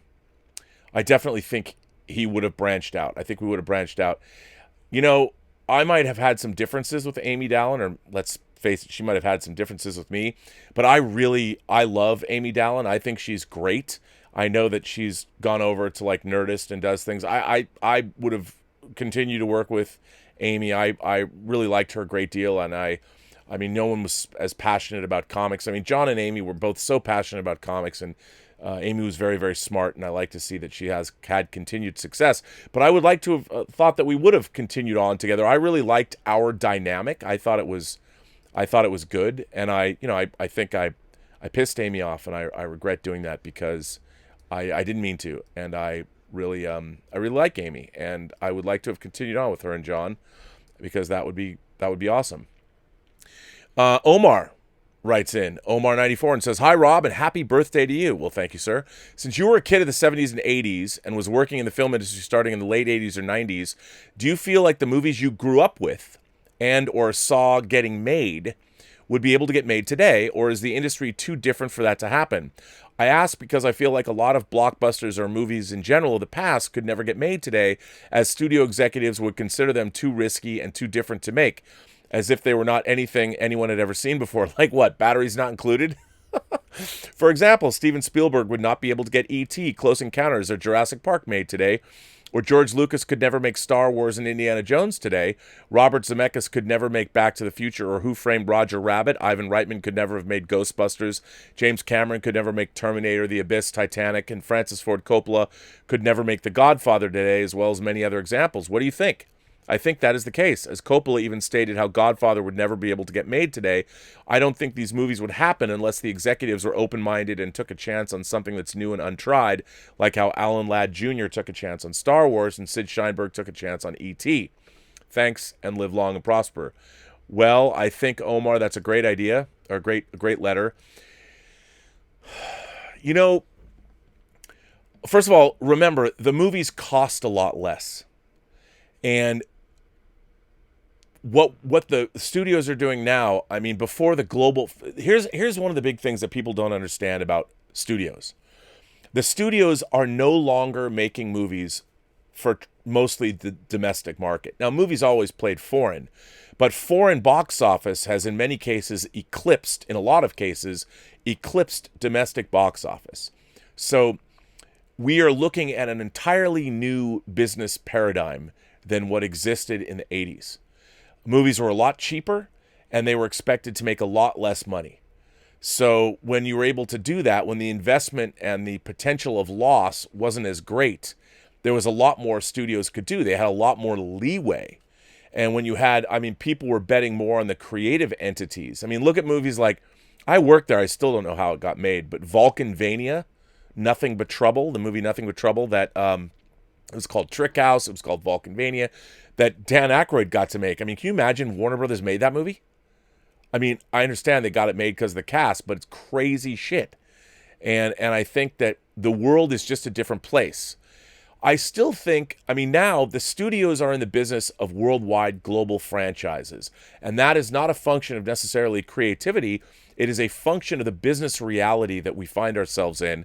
When you're making a Marvel movie, you know, you make an Infinity War or an Endgame and you're spending $350 million on it, you're expecting to make $1.5 billion, $2 billion, or even $3 billion on that film, and it's going to play across the world. That was not a reality 30 years ago. Sure, they wanted to have, there was still foreign box office, but not at the rate. Places like Russia have opened up. Places like China have opened up. India. These markets are huge, and the movies that the studios are making, they're just not in the business of making a $20 million movie. I mean, Empire Strikes Back was $20 million bucks. Now, if you made Empire Strikes Back, it would probably cost $300 million. But the world has simply changed, and unfortunately, the studios are no longer in the business of making unique and unusual and new kinds of films. That's why I find it.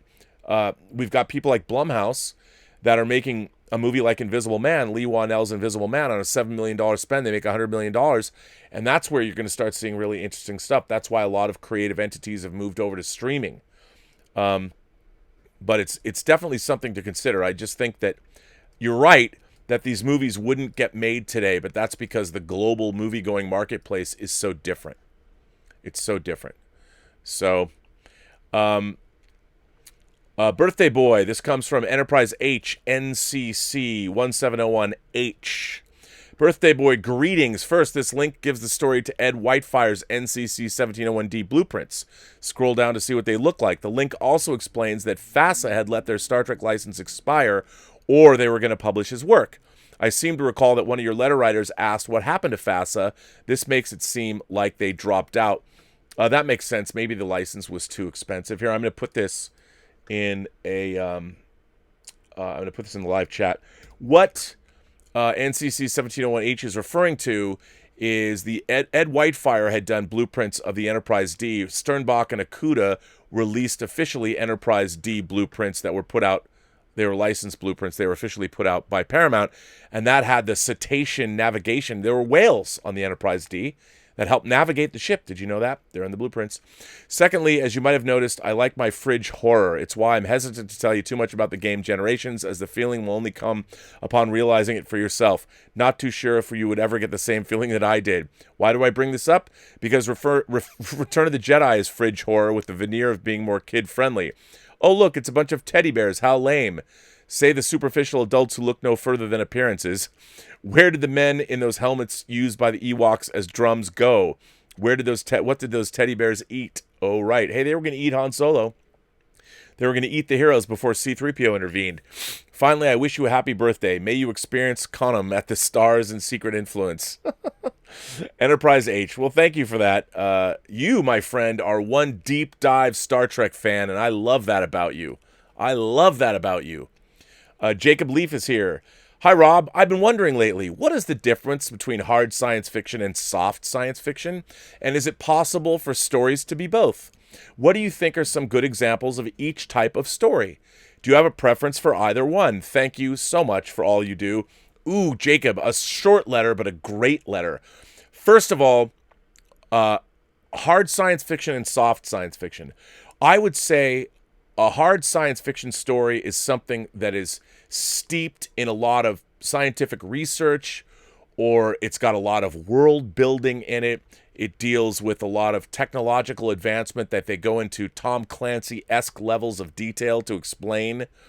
And it's very ideas are based in all of that, in all of the accoutrements. So like when you read Pandora's Star or something, and you read the Foundation trilogy, I think is hard science fiction when you're dealing with the rise and fall of civilizations. But also, I would say that like Neil Stephenson's books, Snow Crash, which goes into a lot of really heady concepts. I think heady concepts are very, when you're talking about technology or you're talking about broadening ethical or moral horizons or all that.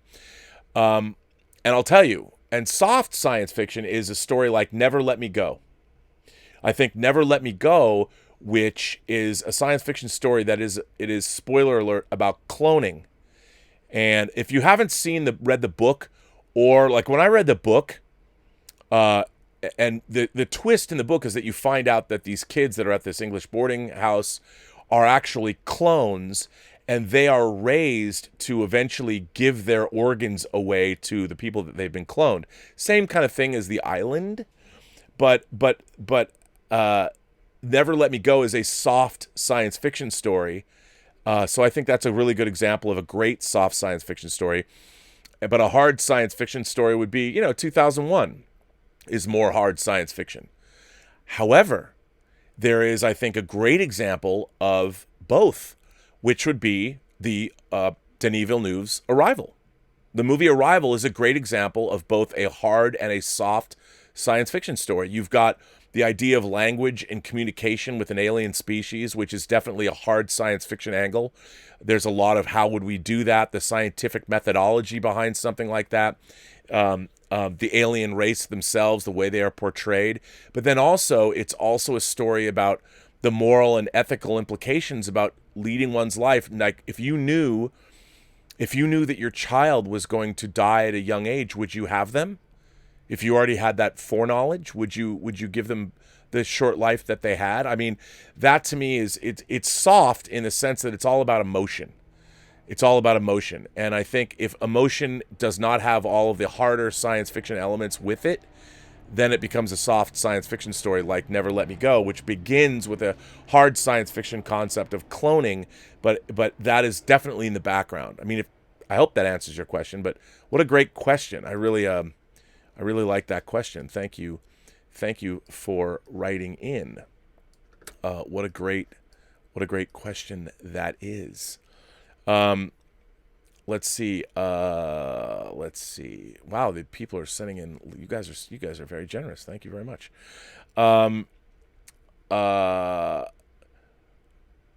Jim Boyer says, "Happy birthday, boss." Well, thank you. I don't think I could ever say I'm your boss, but I just thank you and your wife Heidi for being a great part. Our Detective Jim Boyers, ladies and gentlemen, our moderator. Vermithrax Maru. I love the word Vermithrax because you can't help but think of Dragon Slayer, the Vermithrax pejorative. Vermithrax Maru sends in a super chat and says, "Happy birthday, Mr. Burnett. Peace and long life."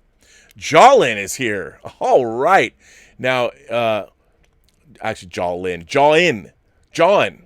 I mean, come on. Jason Inman is here. He sends in a super chat and says, "Hailing frequencies open. Happy birthday, Rob." Now, if you guys don't know Jason Inman and his lovely wife, Ashley V. Robinson, one of the great guys I've met. You know, one of the things about working in being part of the Collider, the wider Collider family, and I thank John Campia and John Schnepp, the great John Schnepp, for bringing me in, is how many cool people that I've actually met in that circle. And Jason was definitely one of those people. First of all, he was in our military, and he's also a huge comic book fan. And him and his wife, they have created their own comic series, Jupiter Jet, and they've got other comic series coming out. Jupiter Jet is a wonderful comic, and it's kind of interesting. I mean, to me, they're like if there's a geek success story, Ashley and Jason are that thing. And, they work together. They're geeks together. They've turned it into a profession.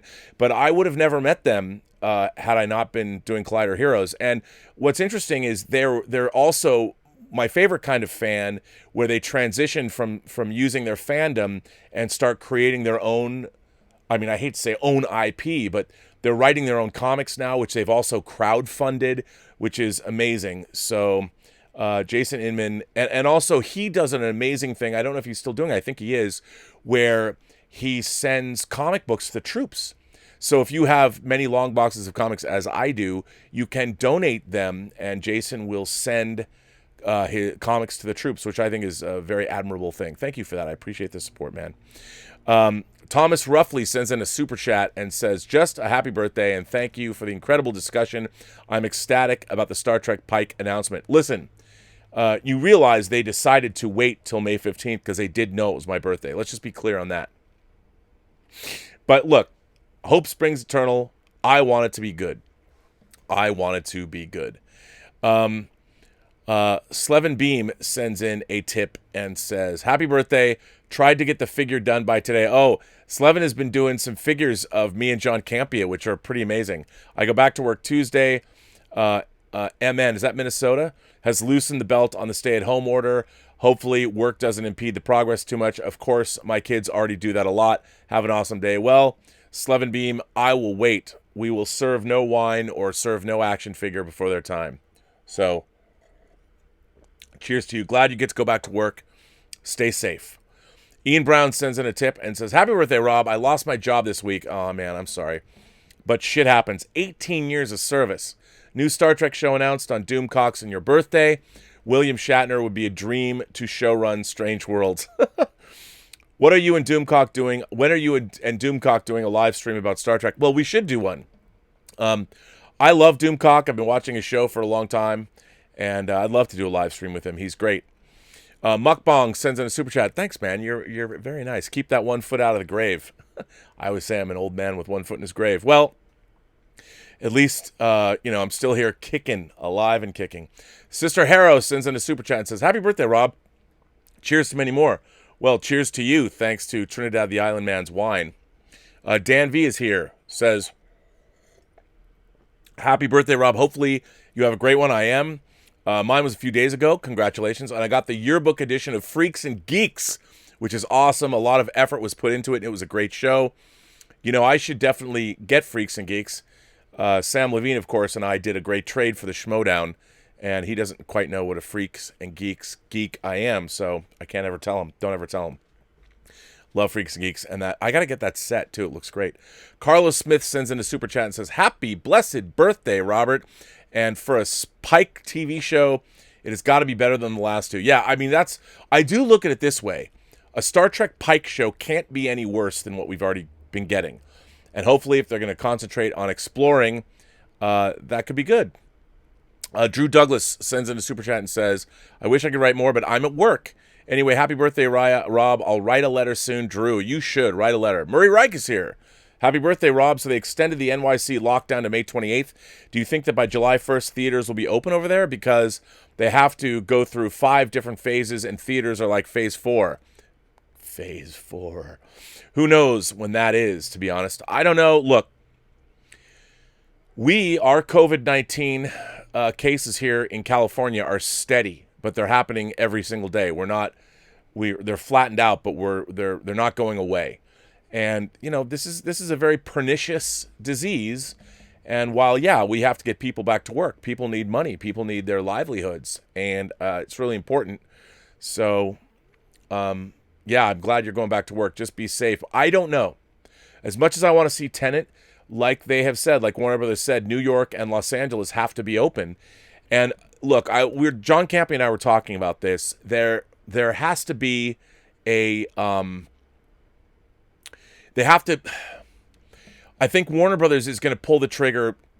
They'll start advertising. We'll probably get a trailer in the next couple weeks, but they're going to have to make a decision but sometime between June 1st and June 15th if they're going to open. I really want to see the movie. I hope they do. So we'll see. But Warner Brothers, I would imagine by June 15th, if we make it to June 15th and people are open, theaters are open, people are going to the movie theaters, then Tenet will open on time. I hope it does. Nick Parrish is here. Says, also, Rob, I will celebrate your birthday by watching a guilty pleasure of mine, Texas Chainsaw Massacre 3, which I didn't know you were involved in until recently. A big reason I love it is because, spoiler, Ken Foree lived and wasn't a scared protagonist. In the original version of the movie, he gets his face chainsawed off. They shot that. Yes, for those of you who don't know, my first movie I ever worked on, I was the art department assistant on Texas Chainsaw Leatherface, the Texas Chainsaw Massacre 3. And I don't know if they have that footage on the edited version of the movie. I mean, in the extended version or the unrated cut, it would be a special feature. But yes, that's pretty cool. David Goldstein sends in a super chat and says, what are your thoughts on the upcoming Superman and Lois on CW? Well, I mean, I saw that ad for it. I want to see a great Superman show, so I think it'll probably be good. I hope it's good. A birthday card from Felix Leiter says, oh, great guardian of the planet Gilbar, we are 63 days out from Tenet. Yes, I am counting. I find myself Googling Tenet news several times a day, seeing if it'll get delayed. Do you have any advice on trying to stay sane in the meantime while waiting?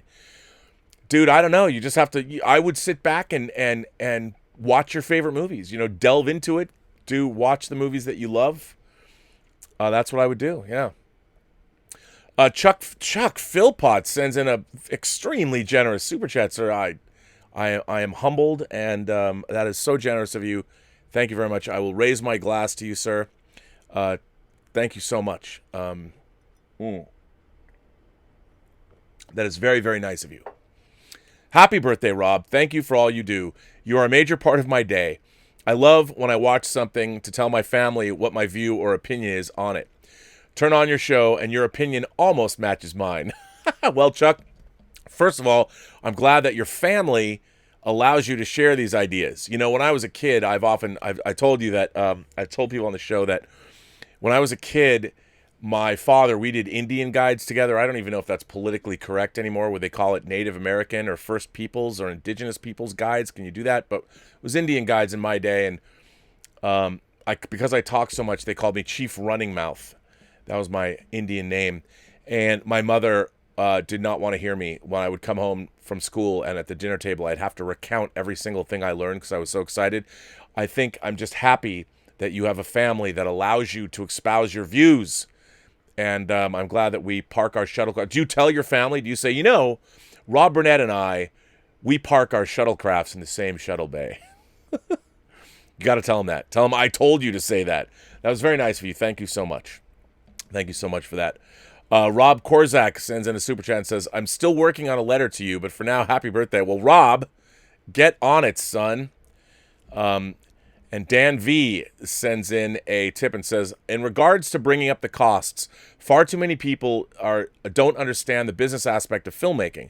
For example, Man of Steel and Batman v Superman both greatly underperformed, with Ant-Man making 1.8 million less with its profit than Batman v Superman at 109 million. Yeah, no, you're absolutely right. What Dan is saying is that the amount of profitability and how much movies cost in relation to what they bring in and what their actual profits are, most people don't get that. And also, most people think that the gross number, I don't mean it's gross, I mean the actual gross that a movie is grossing is not nearly what the profit is. You know, there's a lot of things that have to be carved out, but you're absolutely right about that. Jason S. says, the governor of Florida has handled the coronavirus a lot better than the New York governor, who forced nursing homes to take in coronavirus patients, and then many in those nursing homes caught coronavirus and died. Yeah, I don't know the differences between the two. I don't know. I mean, I have to say that Governor Cuomo has been out there every single day asking and taking questions from the press. So I've been impressed by that. I've been impressed by the fact that he's gone out there, and you can ask him whatever you want and he'll listen to those questions. So I think that's pretty interesting. Dan V goes on and he says, from a business standpoint, Snyder had to go just like Burton after Returns, where Forever made 70 million more than Returns. That was after Returns made 150 million less than 1989 on a budget that was more than double. It's not just artistic integrity. Oh, absolutely, Dan. I mean, it's all about how much money movies are grossing. And of course, the big problem is now, when you've made a movie that makes a lot of money, they're not making a movie for the same amount of money. They're spending a lot more on the sequel. Like Deadpool went from like 65 million to over 100 million. And that puts a lot of pressure on both ends. You've got to make more money and you've got to return that investment. That's a tough one. But you're absolutely right. And in Hollywood, remember, it's never just artistic integrity. It's never just artistic integrity. They have to understand that, remember, movies are a product. They're a widget to be sold. And they're a combination of art and commerce. The best movies, you need great filmmakers to make great films, but there also needs to be enough elements that the public has to want to go out and see these movies. At the end of the day, that's what's most important. Are people going to go see these movies? And you've got to give people what they want. And that's another thing. And now with the movies they're more expensive than ever, so they're pre-marketed. You know, before movies weren't pre-marketed, you'd make a movie and you'd give it to the studio, and the studio would market the film. I mean, the Warner Brothers marketing department famously still thinks that Inception was a big hit because they were the ones that made it that way, because nobody got this movie. I mean, that doesn't make any sense. But remember, movies are now more of the business more than ever because of how much they cost and what the studios are making. Sunny D says, oh, if I get this wrong, Feliz cumpleaños. Feliz cumpleaños, Roberto. Shuttle Bay protocol prevents us from properly celebrating. Come by the Cheesecake Factory. Oh, in Pasadena sometime for a slice of cake. Have you heard of the In Search of Tomorrow 80s doc on Kickstarter? Yes. First of all, Sunny D, I would assume you're the same Sunny D. I walked into the Cheesecake Factory that's here in Old Town Pasadena, and I think Sunny D, if it's the same Sunny D, he was like the maitre d' and was like, couldn't believe that I was walking in. It's like, oh my God. He was one of the first people that mentioned about how I never think about being on YouTube. I mean, now I think about being on YouTube, but back then I didn't think about it. So yes, well, I will come in. I'm glad you're still there. I hope you're still employed too. Okay, In Search of Tomorrow on Kickstarter is the second documentary by the guys that made this documentary about 80s horror. If you go to the In Search of Tomorrow Kickstarter page, and everybody should, their Ask video is great. And it looks like they got some great people lined up it looks like they're going to it's a total nerd fest celebration of 80s sci-fi. It looks fantastic. I can't wait. And I think they've only got a few days left on their Kickstarter campaign, so you can get in on it now. BL Alley sends in a tip. Hey, man. Writer BL Alley says, I'm 56, so I can only write semi-hard science fiction. Oh, BL. I don't think that's true. I think you can write hard science fiction. It's just a little, you got to find that guy, that 56-year-old bodybuilder on YouTube. He'll set you straight. That was pretty good. Stubble McShave sends in a tip and says, I thought that I should send you a Wheel of Time tip on your birthday. I don't know what to send, but here's something you can relate to. A director recently said that for each day of shooting on set or location, they had 12 days of prep and 12 days of cleanup. Well, that's amazing. That's a lot for a TV show. What Stubble McShave is talking about, our friend Stubble in Sweden, one of the founding members of the Post-Geek Singularity, nobody loves Robert Jordan's Wheel of Time series more than Stubble McShave. Nobody. And he is eagerly watching the progress of the upcoming Stubble McShave. It's Stubble McShave's Wheel of Time series, but the Wheel of Time TV series that's being made right now. So that's really interesting. You on a TV show, you don't get that 12 days of prep and 12 days of cleanup. I mean, that's amazing. That's an amazing amount of time. So that's pretty amazing. Phage Live sends in a very nice super chat. Thank you so much.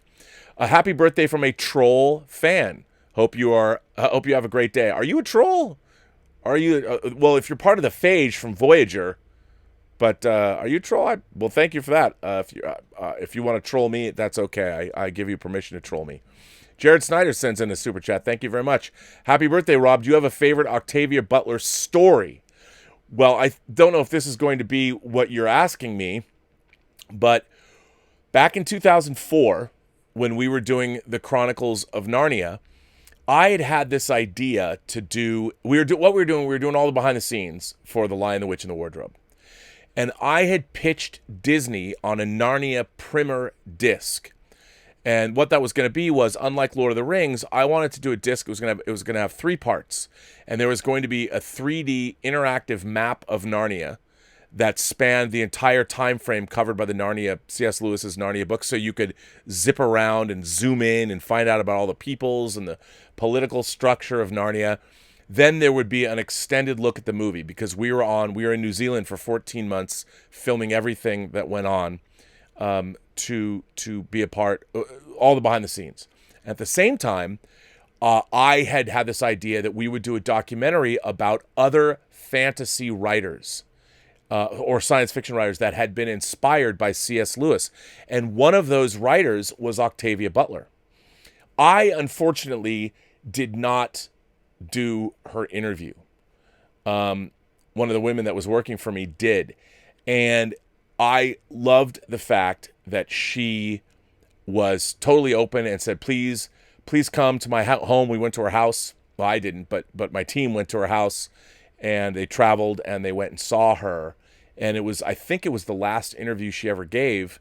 And nothing was ever done with those because they killed that primer disc for whatever reason. I don't know why, but we actually did record her last interview. So in terms of all of her stories and the things that I've read of hers, I would have to look into that. But that's an actual true Octavia Butler story. She allowed us to interview her. She was very gracious, delightful woman. And we did go and interview her. But then Disney decided to do nothing. And like I interviewed Terry Brooks, who wrote the Sword of Shannara books and all that. And it was cool. We interviewed Clive Barker. We had so many great Octavia Butler. And it was a bummer. Mark Evans sends in a tip and says, wow, they're certainly pulling out all the stops for your birthday, Rob. Another article referencing Star Trek and Star Wars by Reuters today. Star Trek, not Star Wars. NASA releases basic principles for Moon Exploration Pact. How cool. Ooh, I haven't read that. I got to read this. Moon Exploration Pact. Yeah, well, let me put that in the live chat. How cool is this? Here you go. So read that, Moon Exploration Pact. That's good. Yeah, they knew it was my birthday, so they're pulling out all the stops. Nick Parrish says, you missed my first super chat mentioning Prometheus. Ooh, wait a minute. I did in fun and wishing you a happy action-packed birthday. I totally understand, though. You're getting tons of super chats today. Hang on, let me go back, because I forgot I wanted to see that. Let me find it. Nick says, what is up, Rob? Even though you've recently spoken ill of my beloved Prometheus, I still want to wish you a happy, action-packed birthday. And I know you always say you have one foot in the grave, but I believe you have many more birthdays ahead of you. Well, Nick, thank you. Look, yes, it is true. I do malign Prometheus. I think Prometheus is one of the most beautiful, one of the most well-made, but brain-dead science fiction movies I've ever seen. And that bothers me. I had such high hopes for it. I was so excited to see it. And it's just a bunch of dumb people doing dumb things in that movie. But I want to love it. I do. And it looks good. And I'll tell you something else. Charlie de Lauzirika, a friend of mine, who's one of the great documentarians, special features documentarians of all time, his documentary is 4.5 hours long on the making of Prometheus is absolutely essential viewing. I cannot recommend it more highly. Go out and get that. It's awesome. Mike at Journey's End sends in a tip and said, "Happy birthday, Robert. I'm curious, with all of those younger cast soft reboots trying to milk an old property starring the new younger cast, has this ever successfully been done in a franchise where the new cast led a film with the old cast as side characters and successfully took the reins so the studio could milk the franchise for many more movies?" I don't know. I think X-Men Days of Future Past, maybe a little. I mean, I know that's not, but I don't, and took the reign for many more movies. Probably not.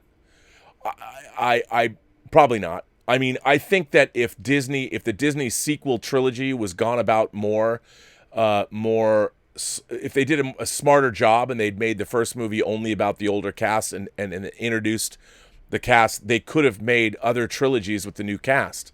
I would like to have seen that. Yeah, I mean, I would like to have seen that. That's a really interesting thing, Mike. I appreciate that. But I don't think there's ever been one that's been done for a very long period of time. I really don't. Dan says, "Have you read The Right Stuff or watched the film? I'm currently reading it, and you can tell how influential it is on Darwin Cook with the New Frontier series. Chuck Yeager was his hero. The scene of Chuck and Hal meeting was the one scene he wanted in the film." The Right Stuff is one of my favorite movies of all time. I have also read the Tom Wolfe book. It is so good. The movie, I adore the movie. I love it, love it, love it, love it so much. Oh, Mike, so yes, Mike continues to go on. "This was always the goal for soft reboots, but I can't think of a successful case study where, say, a Shia LaBeouf successfully became the face of the new Indiana Jones films and the old cast only exist as nostalgia hooks." No, I think you're right. They've never done it successfully. And I think part of the reason is they've never tried. There's never been an effective, no one's ever sat out and said, here's what we're going to try and do. At least I don't think so. But yeah, but that's interesting. Oh, Mike continues on. "Why do studios keep trying it if it never actually has worked before? P.S. Jumanji is the closest I can think of. You're absolutely right. But it was more of a full reboot, absolutely, than a soft reboot since the connection was so small and no returning cast." Yeah, so what I would say is, like, the Star Wars, they should have done that with the Disney Star Wars sequel trilogy and passed the torch and continued on. But they didn't. They relegated the original characters that everybody wanted to see in one more big movie. That was a huge...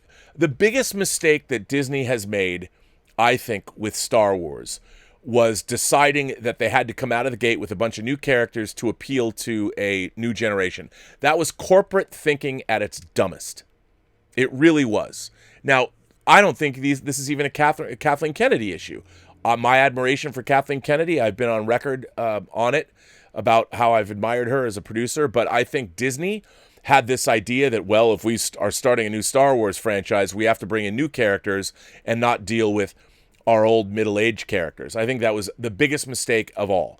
The first movie, The Force Awakens, should absolutely have been about Luke, Han, Leia, Chewie, R2, 3PO, Lando, and give us the lay of the land, a big, like, you should have shown the transition of the New Republic and how it should have been about the rise of the First Order coming back, the First Order coming out of the Badlands or the Outlands or the unknown regions, wherever the hell they were going to come from.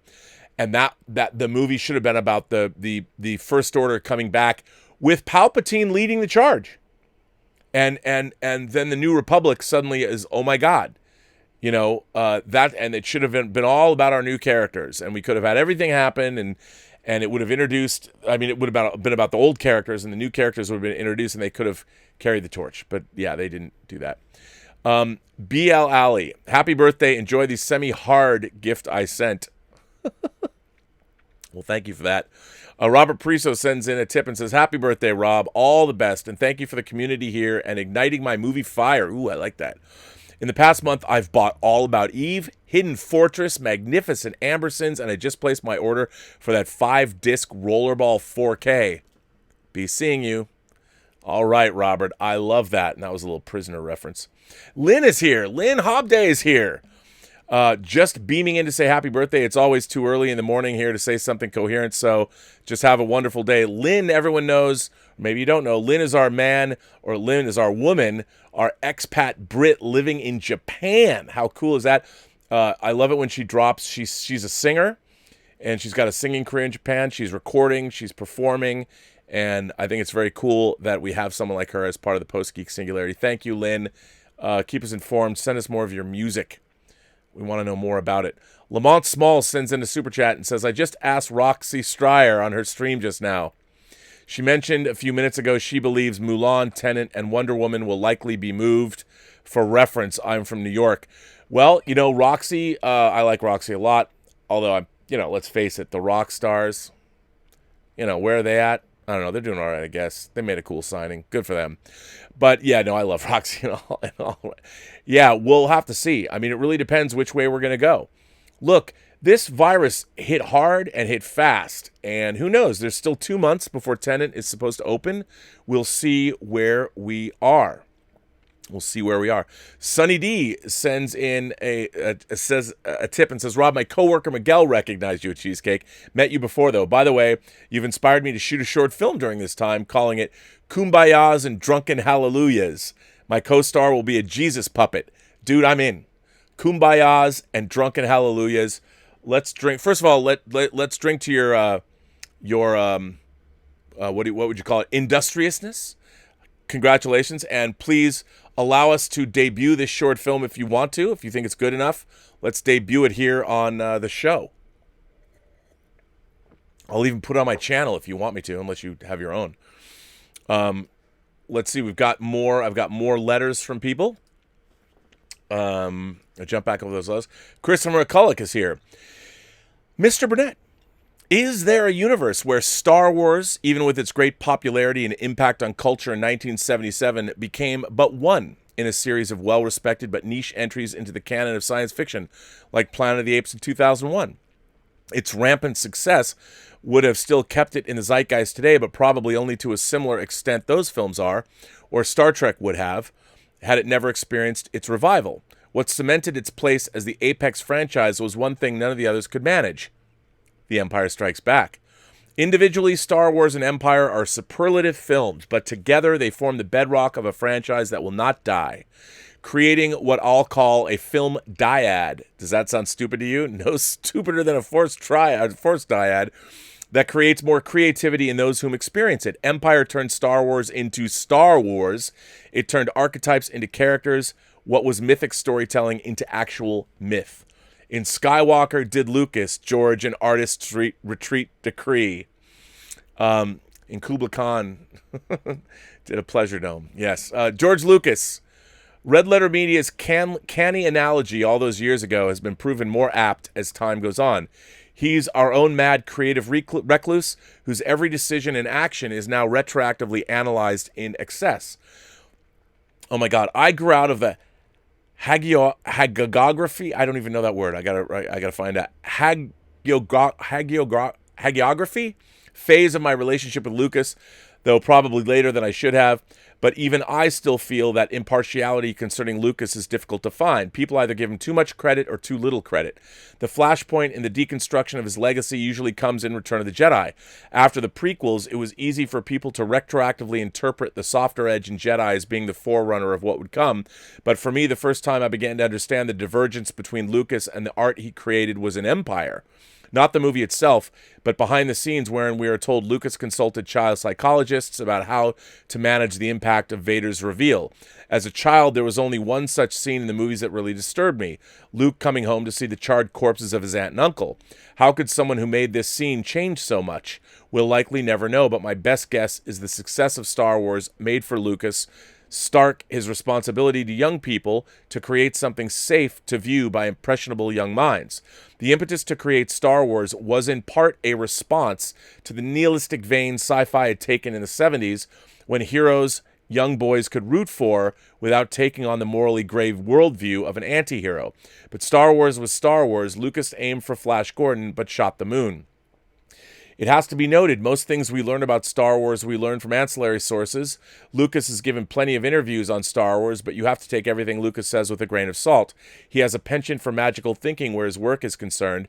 That's not a bad thing, but it muddies the water between what Lucas wants to happen, and how Lucas would have liked it to have been. Such as the ever-changing number of episodes Star Wars is, and how many of the episodes Lucas has actually penned, what has changed up and down throughout. Star Wars is for 12-year-old boys is a convenient position for him to take after the fact, but it's only a half-truth. Star Wars is and has always been for everyone to enjoy. It's high adventure, romance, science fiction and fantasy, fairy tale and myth, fortune and glory, Rob. Fortune and glory. Like so many of those reviewers, people have trouble separating infantile storytelling with fundamental storytelling, and the reason for Star Wars' wide appeal and why it's spoken of with the Campbellian monomyth is because it deals with these fundamental aspects. This is where Christopher generally veers from giving too little credit to Lucas to giving him too much. Today's incredulous Lucas skeptic is quick to state that Empire was not written or directed by Lucas, proving that the less involved Lucas is, the better Star Wars you get. But that isn't a fair assessment of his involvement. Before Larry Kasdan was brought in, Lucas had already written the second draft, more or less written from the ground up, after Lee Brackett's extra pulpy first go. Kasdan's contributions mostly concern the character interactions, easy to believe knowing how stilted Lucas' characters will get. But that leaves the important mythology, themes, and motifs of Star Wars to Lucas, the absence of which is becoming more and more apparent in our current era. I am no prequel apologist. I find that even people who are still admit they are flawed cinema, but the prequels disappoint me more for the story I see Lucas trying to tell, a story of intrigue. People are surprised when I say The Phantom Menace is the prequel film I enjoy rewatching the most for the same reason. You enter the movie expecting Knights of the Round Table swashbuckling their way through high adventure, but what you see is the beginning of a tragedy as our musketeers are blind to the machinations of Cardinal Palpatine.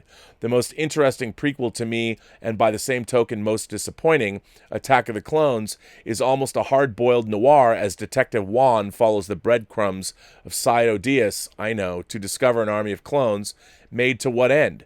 But that's just it. The only thing you can do with the prequels is ask, oh, what could have been? Had Anakin been the young Batistava instead of an ingenue? Had Maul lived? Had the characters been written better? If only, if only. But you can still see the mythology in there, even with wind in the door entering the Force. But Lucas's magical thinking got the better of him. He thought, having ruminated on the story for all this time, it would be easy for him to fit all the pieces together, and apparently not. Discontinuity is the only flaw of the prequels that truly damaged the Star Wars mythos. Contradicting the mythology of the original trilogy is what started the cascading effect that began disjointing the community. Had the prequels and the sequels, for that matter, maintained consistent continuity with the dyad, they would have likely been treated the same way Jedi is by people such as yourself. It's not adding to the mythos, but at least it's not distracting from it. Oh well, what could have been. Christopher, especially concise today. P.S. How old? Bozhe moi! Mazel tov, boychik. Yes, that's I love that. Bozhe moi! That's a very American flag. Well, Christopher, I think you're absolutely right about that. And to me, Star Wars, I can only say from my own fandom, Star Wars and Empire was what made me. I mean, Star Wars was awesome. And if it was only a one-off, it would be one of the great science fiction movies ever made. But when Empire came out, it solidified, like you said, a dyad. I think that's a very astute observation. Empire made me even more of a Star Wars freak. I mean, just the fantasy, the audacity of the fantasy filmmaking on display in Empire. It's a smaller story. The heroes were routed. It's different than anybody might have expected. I mean, it's an amazing thing. And the two of those movies together are phenomenal.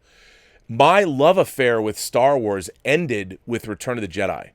And a lot of people will say to me, what? I mean, I talked to a lot of people because they saw it, I'm a little older, and they saw it, Jedi was sometimes their first movie. And the people who saw Jedi first, everybody loves it. I remember my friend Steve Melching and I, and all of our friends, Steve Melching on New Year's Day would always show all three movies together. And I remember the first time we watched them all, it was like in the 90s. And when we were watching all three movies, and this was back, we all had them on Letterboxd Laserdisc, The first two movies worked so well, and Return of the Jedi just falls flat. It falls flat as a pancake. I mean, the dialogue is terrible. It doesn't look very good. The cinematography is not good. The designs of the creatures aren't good. Now, I don't mean to rip on Return of the Jedi, but the half-baked plot with the second Death Star, the best part of that movie is, of course, the Emperor, Vader, and Luke. It leads all up to that. And, of course, the space battle's great. But the rest of that movie, okay, after you rescue Han, that was fun. That was swashbuckling, and it was necessary. But the rest of that movie is just kind of gobbledygook. There's nothing in it. It kind of meanders around, and then you've got Vader confronting. So you've got the rescue of Han Solo, and then you've got the climax, but the rest of the movie doesn't do anything. Whereas if you watch Empire, you've got the chase element where Han and Leia and Chewie and 3PO, they're all on the Falcon, and they're being chased by the Empire. That is exciting and incredible, and Vader and the Emperor and all that. And then you've got Luke training with Yoda, which is fascinating to watch. And it's all these two separate tracks and that they meet. It's all very interesting, and the film just has a lot going on in it. And that's something that cannot be, you cannot take away from that. And getting to Jedi, and then what really solidified it to me, as much as I didn't like Jedi, I like seeing Star Wars come back. I still liked Jedi. I liked the universe. I was just disappointed that the story was so infantilized compared to what was going on. I would think, because I was growing up too. I mean, it was 6 years of my life, 77, and at that time, that was a substantial sum of where I was at. I mean, 6 years of my life was almost half the time I'd been alive on planet Earth was when Star Wars. So there was a lot of growing up. I went from being a 10-year-old to a 16-year-old, and that was a big amount of time. And Star Wars and Empire seemed to me the promise of what adulthood offered. And then I got to Return of the Jedi, and it was the first time a movie ever disappointed me. I'd never been disappointed by. I mean, I'd seen movies that weren't as good, but they were at least interesting. I'd never been disappointed by a movie the way I was because my anticipation level was off the chain. But it just it was a bummer. It was a real bummer. And to me, Star Wars ceased to be relevant. And then when the special editions came out in 97, I'm like, what is this? Why is this so haphazard? Why are you changing these things? I mean, having Han Solo not shoot first. I mean, look, I grew up watching Westerns as a kid. Making Han Solo an incompetent idiot was what you did by getting the drop on Greedo. Greedo was always going to kill him over my dead body. That's the idea. So, bummer in the summer. But yeah, great letter you wrote. And my problem again with the prequel trilogy is that it's just so stilted. The scenes, there's not one scene between human beings that actually works in those movies. I mean, we tolerate the ones that we do like, or we tolerate them. They're not great. But what a great letter you wrote. Thank you very much. I have to go. There's new vocabulary words I'm going to go look up and find out about. So, yeah, I'm going to look that up. Cal Swack Props is here. Dear Rob, many happy returns. Once again, you have successfully completed a full rotation around the sun, a year older, a year wiser, and always remember it's not the years, it's the mileage. You've talked a lot about Dune in your shows recently. Like you, I can't wait for Denis Villeneuve's take on Arrakis.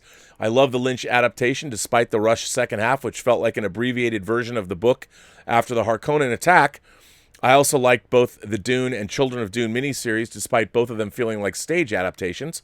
Hopefully, with the two new movies, Frank Herbert's seminal science fiction work will get the big epic-scale cinematic retelling it truly deserves. I want them to do, well, I guess now 7. I hope they do the whole thing. Fans of Dune know that a lot of the characters, language, social theory, and religious imagery in Dune were borrowed from Arab and Islamic culture. Absolutely. Of course, there's the obvious similarity between the struggle over crude oil in the Middle East in the 1960s and the fictional power struggle over spice in the book, but it is through the nomadic Fremen that the Arab and Islamic influence is most felt. The Fremen, free men, is a literal translation of the film Amazigh, the name Berbers call themselves. Their features are dark and tanned like Arabs, and their language is made up of Arabic words. They go on razzia raids, wear abba and burqa robes, fear a devil called Shaitan, and so on. When Paul and Lady Jessica were given shelter by the Fremen, Paul chose Moadib to be his Fremen name. Moadib means teacher in Arabic. It used to be that the caliphs, the rulers of the Muslim world, would hire one or more Muad'Dibs to teach their children various subjects. The Fremen refer to the sandworms as Shai Halud. In Arabic, Shai Halud means a thing of eternity. The Fremen guerrilla fighters are called the Fedayeen, and they derive their name from the Arabic Fedayeen, a term used to describe various military groups who are willing to sacrifice themselves for a larger campaign. Perhaps the most famous of these are the Iraqi Fedayeen, troops loyal to then-President Saddam Hussein and the Ba'athist government who wore helmets that resemble those worn by Darth Vader. As for the Fremen religion, they believe in coming of the Messiah, whom they named the Mahdi. In Islam, the Mahdi, the rightly guided one, is an all-human messianic figure who comes to fill the world with justice after much of the opposite. The Fremen's ritual intonation, Bailai Kafia, translated as the Christian Amen, also has Arabic origins, roughly meaning without asking how or without knowing how, and is used as a way of resolving theological problems in Islam by accepting without questioning. The Fremen also engage in jihad, or their holy war. Jihad means struggle in Arabic, is given more of a realistic meaning in Dune. It is the Fremen struggle for justice against oppression of the Harkonnen and the Emperor's Sardaukar, using armed resistance. My concern is this. In a post-9/11 world, and assuming Villeneuve's adaptation is faithful to its source material down to the above-mentioned concepts and terminology, how would this affect the people's perception of Dune? And I'm asking this from both the Western perspective as well as the perspective of the Muslim world, not just these countries in the Middle East, but also like my own country, Malaysia, where just 2 years ago, a Bollywood movie titled Padmavat was barred from opening in cinemas in Malaysia over concerns regarding sensitivities of Islam. In the post-9/11 West, the contemporary stereotype of jihad in Western media conjures images of planes crashing into buildings or young men in suicide bombing missions.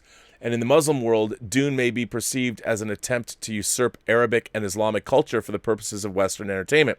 Let's face it, there are a lot of people, especially those in authority, who aren't familiar with Dune, despite the books and the previous 2 adaptations, who can come up with snap conclusions based on a synopsis containing a few trigger words, and who wouldn't hesitate to use the ban hammer to censor.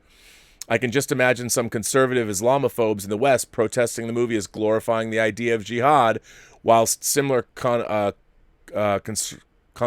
conservatives in the Middle East protest against the use of Islamic concepts and ideas out of context in a film that has nothing to do with Islam. Much like the recently aired Netflix TV show Messiah was banned in several Middle Eastern countries like Jordan due to the provocative subject matter and the controversial religious content covered in the series. Lynch, you know what? I wanted to like that series more than I did. I liked a lot of it, but it kind of bummed me out.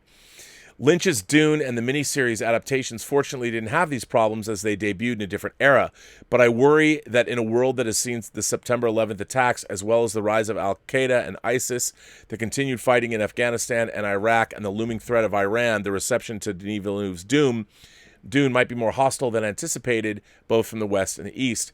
I sincerely hope not, though. I hope Villeneuve's adaptation will be successful and lead the theatrical adaptations of Frank Herbert's other tales set in the same world. I can't wait to watch this on the big screen. What are your thoughts on this, birthday boy? Best regards, Cal, a.k.a. Swack Props. First of all, everything that you said, Cal, is absolutely true. And the movie does not lean into these as necessarily Islamic concepts, but they're definitely there. And what Muad'Dib goes on to do in the later books, the ultimate jihad? He kills billions of people, but we don't get to there in this movie. I think it's well taken. My whole problem with all of this is we all need to just grow up. I mean, Frank Herbert was basing, like you said, Dune was. He doesn't hide it. This is not something that's hidden away. It's flat out. He was basing the Fremen on Arab culture, 100%. The whole thing, all of that is where the whole ecology and the whole idea of Bedouins and the sand and all, it's all there. But I would say that, we all one of the things that I think humanity is having a problem with is its own maturity level now. And I think that we all need to just grow the fuck up. You know what I'm saying? And we need to. And stories like this, maybe, if anything, rather than people screaming and yelling, I mean, look, I think Islamic culture is as guilty of this too. They're very much, there was never really a religious reformation in the Islamic world. And the fact that you've got a bunch of people screaming and yelling, they can't even deal with a depiction of their prophet without going crazy. I understand. I mean, I get it. Ultimately, it's disrespectful, and I understand why people get angry, but angry enough to kill people? I mean, there is a maturity level that mankind needs to reach. And I hope that maybe a movie like Dune, that is a science fiction film that takes place, in the year 10,191, of the Padishah Emperor Shaddam IV, I'm hoping that maybe, people will look at this and cooler heads will prevail. Or maybe it'll start a discussion about these things, and maybe, that we won't have to listen to that a discussion will arise because of this. I mean, I would hope, but you never know. This next letter comes from Ian Samuels, ladies and gentlemen. Ian Samuels is here. Ian says, Rob, happy birthday. I hope you have a great day. For your birthday, I decided to drop a few more facts specific to the 15th of May. So let us start with May 15th, 1956. The birth of Robert Meyer Burnett. I wasn't born in 56, man. Come on. Trying to sneak some years in on me? Come on, man. Birth of Prime Minister of the Czech Republic between 2006 and 2009, Marek Topolánek. Birth of basketball player Freeman Williams. Freeman, I'm thinking Freeman, Dune. Birth of sportscaster and actor Dan Patrick. I didn't know that. Number 1 in the U.S. charts was Moonglow and the theme from Picnic by George Cates. In the UK, our number 1 was No Other Love by Ronnie Hilton. Your president was Dwight D. Eisenhower, who gives one of the greatest addresses when he left the presidency ever. Top film in the cinemas was John Ford's The Searchers, starring John Wayne. As for May 15th in history, who else do you share a birthday with? The author of The Wizard of Oz, L. Frank Baum. British acting legend James Mason, actor Joseph Cotton. Record producer Brian Eno. Prescott Bush, a relative of President Bush. Madeleine Albright, and serial killer H.H. Holmes. So that's some facts, some no nonsense. A classic nonsense poem. One fine day, in the middle of the night, 2 dead men got up to fight. Back to back, they faced each other, drew their swords, and shot each other. I like that. Have a great day, Ian Samuels. Well, Ian Samuels, thanks for that birthday wish. I very much appreciate that. So thank you very much. And thanks for your continued contributions to the channel. I mean, that was great. Well, ladies and gentlemen, I'm going to bring an end to this, my birthday show, the episode number 417. Oh, you know what? I can't bring an end. I have to see. There might be other people that have sent me things here. Let me go see. Why? I'm sorry that I didn't check. Magic K says, happy birthday, Rob. I think Alex Kurtzman and his crews might need to quit Star Trek and find something they're really passionate about. You know what they're passionate about? Money. They're passionate about money. And while there's money to be had, they're going to make Star Trek.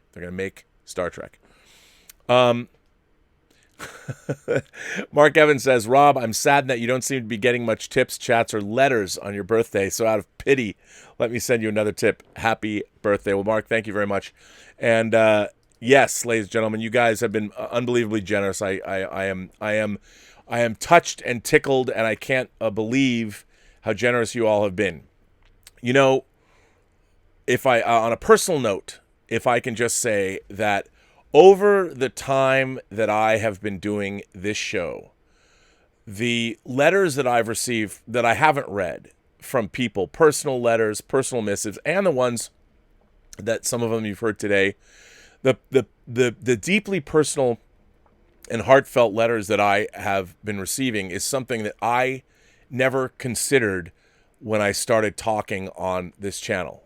Creating the Post-Geek Singularity, I honestly didn't. And what people have told me about how this channel means something to them, it's as much about all of you imagination connoisseurs, you members of this, the Post-Geek Singularity community. I mean, I didn't expect that to happen, and what this channel has done for me is it's fueled my continued passion and all this stuff. It's just made my life fun. I mean, it was fun to be on Collider Heroes and stuff, but it wasn't my show. And when John Campy, after John Schnepp passed away, when John Campy asked me to come on that show, it sort of re-energized me, and it just meant a lot to have people that seem to really appreciate what we're doing here. But I feel like I was just the guy that kind of threw the party, and the party, a good party is only as good as the people that come. You could be the best host in the world, but it's really the people that come to your party that makes it worth attending. And the audience, you guys and girls and gentle beings and kind people, however you identify, that are part of the Post-Geek Singularity, have made this channel what it is. I mean, I think we have a very unique channel amongst people. And are there things that I could do to, people have said, I'm never going to do things for the reasons of clickbait. I mean, I do want people to come watch the channel. I do want people to come watch the show. That's the whole point of doing this. But I'm not going to change what I'm doing.